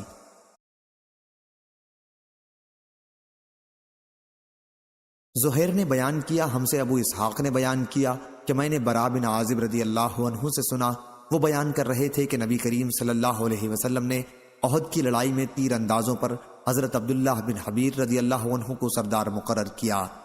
اس لڑائی میں ہمارے 70 آدمی شہید ہوئے تھے۔ نبی کریم صلی اللہ علیہ وسلم اور آپ کے صحابیوں سے بدر کی لڑائی میں 140 مشرکین کو نقصان پہنچا تھا۔ 70 ان میں سے قتل کر دیے گئے اور 70 قیدی بنا کر لائے گئے۔ اس پر ابو سفیان نے کہا کہ آج کا دن بدر کے دن کا بدلہ ہے اور لڑائی کی مثال ڈول کسی ہے۔ صحیح بخاری حدیث نمبر 3986۔ ابو اسامہ نے بیان کیا، ان سے برید نے، ان سے ان کے دادا نے، ان سے ابو بردہ نے اور ان سے ابو موسیٰ اشعری رضی اللہ عنہ نے، میں گمان کرتا ہوں کہ انہوں نے نبی کریم صلی اللہ علیہ وسلم سے بیان کیا کہ آپ نے فرمایا خیر و بھلائی وہ ہے جو اللہ تعالیٰ نے ہمیں احد کی لڑائی کے بعد عطا فرمائی، اور خلوص عمل کا ثواب وہ ہے جو اللہ نے ہمیں بدر کی لڑائی کے بعد عطا فرمایا۔ صحیح بخاری حدیث نمبر 3987۔ ابراہیم بن سعد نے بیان کیا، ان سے ان کے والد نے، ان کے دادا سے کہ عبد الرحمن بن عوف نے کہا بدر کی لڑائی کے موقع پر میں صف میں کھڑا ہوا تھا، میں نے مڑ کر دیکھا تو میری داہنی اور بائیں طرف 2 نوجوان کھڑے تھے۔ ابھی میں ان کے متعلق کوئی فیصلہ بھی نہ کر پایا تھا کہ ایک نے مجھ سے چپکے سے پوچھا تاکہ اس کا ساتھی سننے نہ پائے، چچا مجھے ابو جہل کو دکھا دو۔ میں نے کہا بھتیجے تم اسے دیکھ کر کیا کرو گے؟ اس نے کہا میں نے اللہ تعالیٰ کے سامنے یہ عہد کیا ہے کہ اگر میں نے اسے دیکھ لیا تو یا اسے قتل کر کے رہوں گا یا پھر خود اپنی جان دے دوں گا۔ دوسرے نوجوان نے بھی اپنے ساتھی سے چھپاتے ہوئے مجھ سے یہی بات پوچھی۔ انہوں نے کہا کہ اس وقت ان دونوں نوجوانوں کے درمیان کھڑے ہو کر مجھے بہت خوشی ہوئی۔ میں نے اشارے سے انہیں ابو جہل کو دکھا دیا، جسے دیکھتے ہی وہ دونوں باز کی طرح اس پر جھپٹے اور فوراً ہی اسے مار گرایا۔ یہ دونوں افراق کے بیٹے تھے۔ صحیح بخاری حدیث نمبر 3988۔ ابن شہاب نے خبر دی، کہا کہ مجھے عمر بن اسید بن جاریہ ثقفی نے خبر دی جو بنی زہرہ کے حلیف تھے اور حضرت ابو ہریرہ رضی اللہ عنہ کے شاگردوں میں شامل تھے کہ حضرت ابو ہریرہ رضی اللہ عنہ نے کہا نبی کریم صلی اللہ علیہ وسلم نے 10 جاسوس بھیجے اور ان کا امیر عاصم بن ثابت انصاری رضی اللہ عنہ کو بنایا جو عاصم بن عمر بن خطاب رضی اللہ عنہ کے نانا ہوتے ہیں۔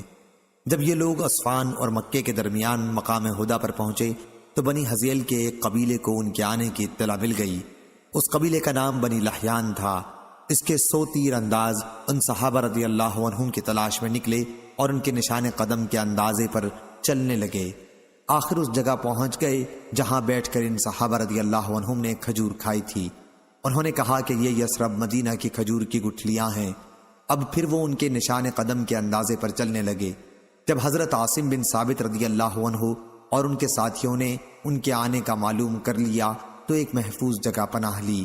قبیلے والوں نے انہیں اپنے گھیرے میں لے لیا اور کہا کہ نیچے اتر آؤ اور ہماری پناہ خود قبول کر لو، تو تم سے ہم وعدہ کرتے ہیں کہ تمہارے کسی آدمی کو بھی ہم قتل نہیں کریں گے۔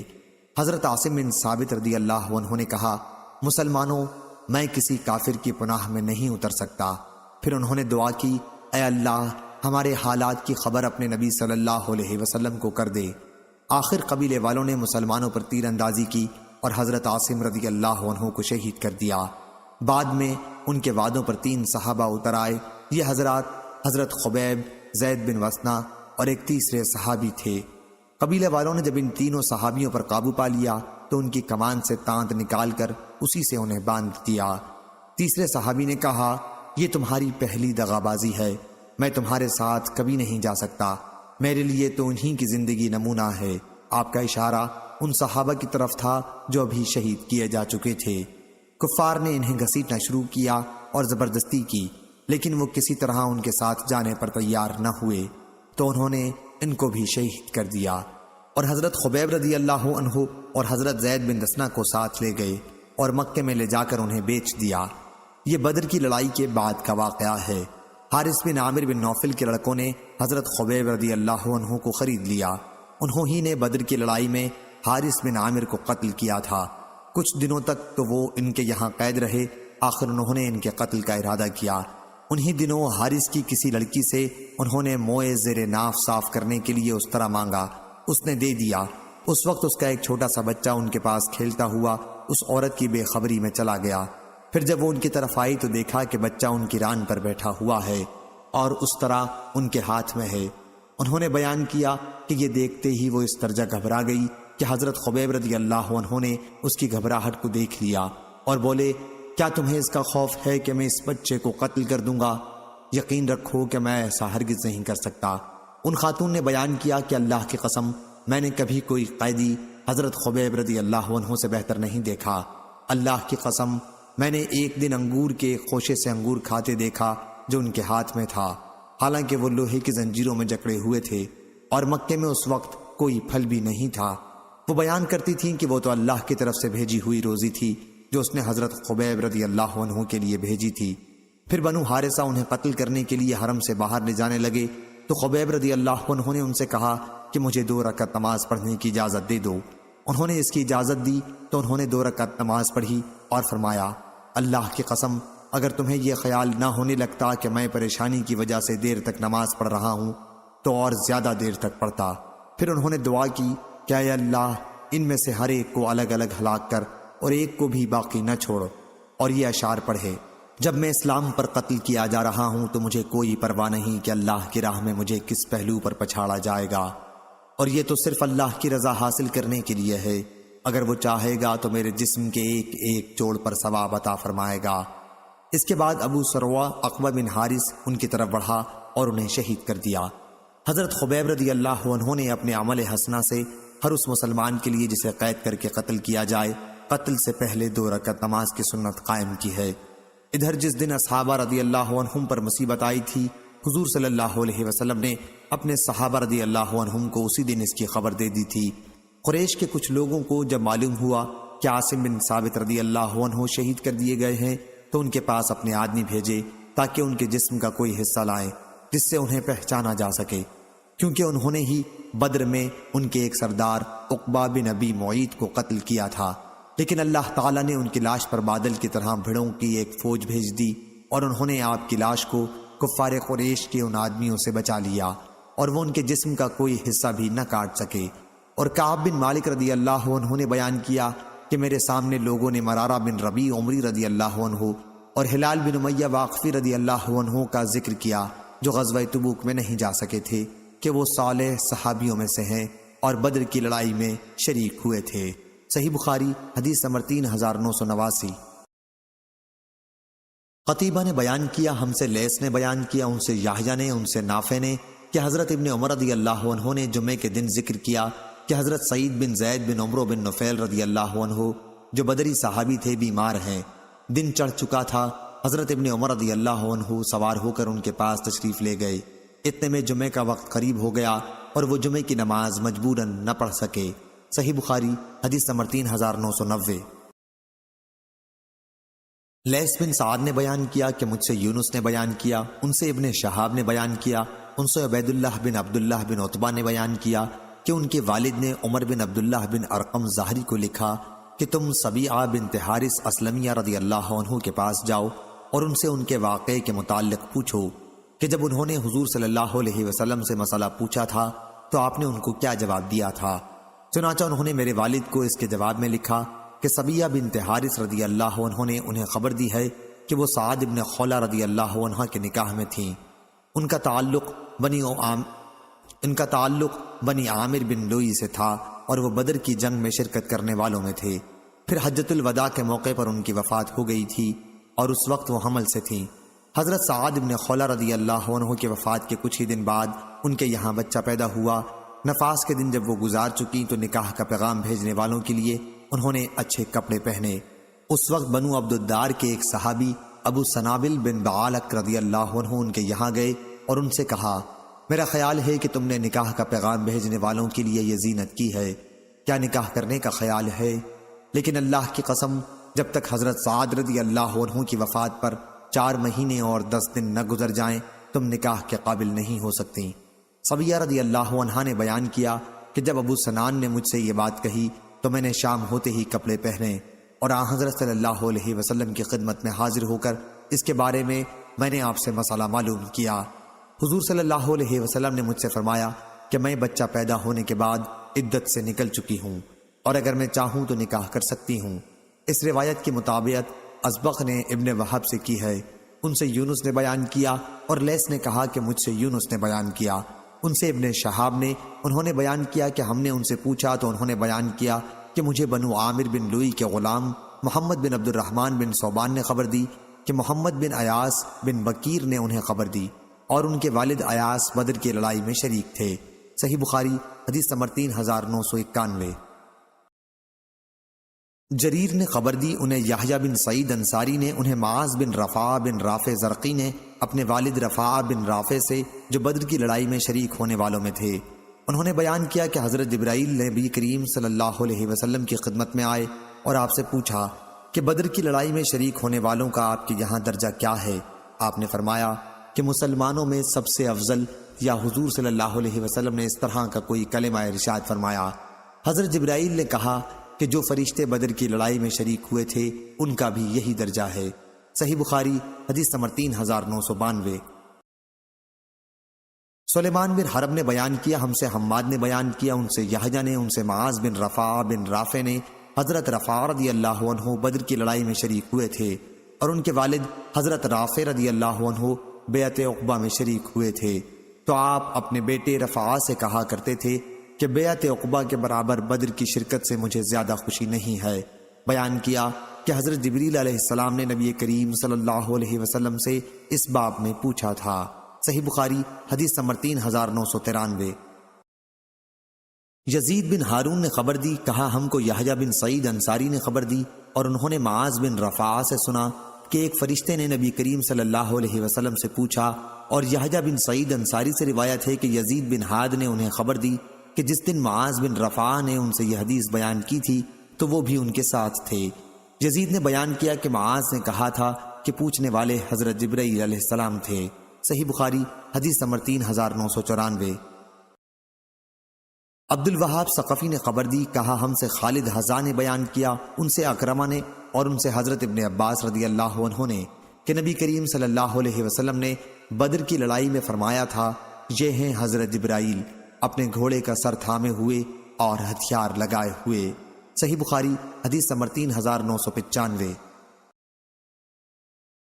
محمد بن عبداللہ انصاری نے بیان کیا، ان سے سعید نے بیان کیا، ان سے قتادہ نے، اور ان سے انس بن مالک رضی اللہ عنہ نے بیان کیا کہ ابو زید رضی اللہ عنہ وفات پا گئے اور انہوں نے کوئی اولاد نہیں چھوڑی، وہ بدر کی لڑائی میں شریک ہوئے تھے۔ صحیح بخاری حدیث نمبر 3996۔ عبداللہ بن یوسف تنیسی نے بیان کیا، کہا ہم سے لیث بن سعد نے بیان کیا، کہا کہ مجھ سے یحییٰ بن سعید انصاری نے بیان کیا، ان سے قاسم بن محمد نے، ان سے حضرت عبداللہ بن خباب رضی اللہ عنہ نے کہ حضرت ابو سعید بن مالک خدری رضی اللہ عنہ سفر سے واپس آئے تو ان کے گھر والے قربانی کا گوشت ان کے سامنے لائے۔ انہوں نے کہا کہ میں اسے اس وقت تک نہیں کھاؤں گا جب تک اس کا حکم نہ معلوم کر لوں۔ چنانچہ وہ اپنی والدہ کی طرف سے اپنے ایک بھائی کے پاس معلوم کرنے کے لیے گئے، وہ بدر کی لڑائی میں شریک ہونے والوں میں سے تھے، یعنی حضرت قتادہ بن نعمان رضی اللہ عنہ۔ انہوں نے بتایا کہ بعد میں وہ حکم منسوخ کر دیا گیا تھا جس میں 3 دن سے زیادہ قربانی کا گوشت کھانے کی ممانعت کی گئی تھی۔ صحیح بخاری حدیث نمبر 3997۔ ابو اسامہ نے بیان کیا، ان سے ہشام بن عروہ نے، ان سے ان کے والد نے بیان کیا، اور ان سے زبیر رضی اللہ عنہ نے بیان کیا کہ بدر کی لڑائی میں میری مڈبھیڑ عبیدہ بن سعید بن عاص سے ہو گئی، اس کا سارا جسم لوہے میں غرق تھا اور صرف آنکھ دکھائی دے رہی تھی، اس کی کنیت ابو ذات الکرش تھی۔ کہنے لگا کہ میں ابو ذات الکرش ہوں، میں نے چھوٹے برچے سے اس پر حملہ کیا اور اس کی آنکھ ہی کو نشانہ بنایا، چنانچہ اس زخم سے وہ مر گیا۔ ہشام نے بیان کیا کہ مجھے خبر دی گئی ہے کہ زبیر رضی اللہ عنہ نے کہا، پھر میں نے اپنا پاؤں اس کے اوپر رکھ کر پورا زور لگایا اور بڑی دشواری سے وہ برچہ اس کی آنکھ سے نکال سکا، اس کے دونوں کنارے مڑ گئے تھے۔ اور وہ نے بیان کیا کہ پھر رسول اللہ صلی اللہ علیہ وسلم نے زبیر رضی اللہ عنہ کا وہ برچہ طلب فرمایا تو انہوں نے وہ پیش کر دیا۔ جب حضور اکرم صلی اللہ علیہ وسلم کی وفات ہو گئی تو انہوں نے اسے واپس لے لیا۔ پھر ابو بکر رضی اللہ عنہ نے طلب کیا تو انہوں نے انہیں بھی دے دیا۔ ابو بکر رضی اللہ عنہ کی وفات کے بعد عمر رضی اللہ عنہ نے طلب کیا، انہوں نے انہیں بھی دے دیا۔ عمر رضی اللہ عنہ کی وفات کے بعد انہوں نے اسے لے لیا۔ پھر عثمان رضی اللہ عنہ نے طلب کیا تو انہوں نے انہیں بھی دے دیا۔ عثمان رضی اللہ عنہ کی شہادت کے بعد وہ برچھا علی رضی اللہ عنہ کے پاس چلا گیا اور ان کے بعد ان کی اولاد کے پاس، اور اس کے بعد عبداللہ بن زبیر رضی اللہ عنہ نے اسے لے لیا اور اس کے پاس ہی وہ رہا جہاں تک کہ وہ شہید کر دیا گیا۔ صحیح بخاری حدیث نمبر 3998۔ شعیب نے خبر دی، انہیں زہری نے کہا کہ مجھے ابو ادریس عائز اللہ بن عبداللہ نے خبر دی، اور انہیں حضرت عبادہ بن صامت رضی اللہ عنہ نے، وہ بدر کی لڑائی میں شریک ہوئے تھے کہ رسول اللہ صلی اللہ علیہ وسلم نے فرمایا تھا کہ مجھ سے بیعت کرو۔ صحیح بخاری حدیث نمبر 3999۔ لیث بن سعد نے بیان کیا، ان سے عقیل نے، انہیں ابن شہاب زہری نے خبر دی، انہیں عروہ بن زبیر رضی اللہ عنہ نے، انہیں نبی کریم صلی اللہ علیہ وسلم کی زوجہ مطہرہ عائشہ رضی اللہ عنہا نے، کہ ابو حذیفہ رضی اللہ عنہ جو رسول اللہ صلی اللہ علیہ وسلم کے ساتھ بدر کی لڑائی میں شریک ہونے والوں میں تھے، نے سالم رضی اللہ عنہ کو اپنا منہ بولا بیٹا بنایا تھا اور اپنی بھتیجی ہند بنت ولید بن عتبہ سے شادی کرا دی تھی۔ سالم رضی اللہ عنہ ایک انصاری خاتون کے غلام تھے، جیسے نبی کریم صلی اللہ علیہ وسلم نے زید بن حارثہ رضی اللہ عنہ کو اپنا منہ بولا بیٹا بنا لیا تھا۔ جاہلیت میں یہ دستور تھا کہ اگر کوئی شخص کسی کو اپنا منہ بولا بیٹا بنا لیتا تو لوگ اسی کی طرف اسے منسوب کر کے پکارتے، اور منہ بولا بیٹا اس کی میراث کا بھی وارث ہوتا، یہاں تک کہ اللہ تعالیٰ نے یہ آیت نازل کی کہ انہیں ان کے باپوں کی طرف منسوب کر کے پکارو۔ تو سہلہ رضی اللہ عنہا حضور صلی اللہ علیہ وسلم کی خدمت میں حاضر ہوئیں، پھر تفصیل سے راوی نے حدیث بیان کی۔ صحیح بخاری حدیث نمبر 4000۔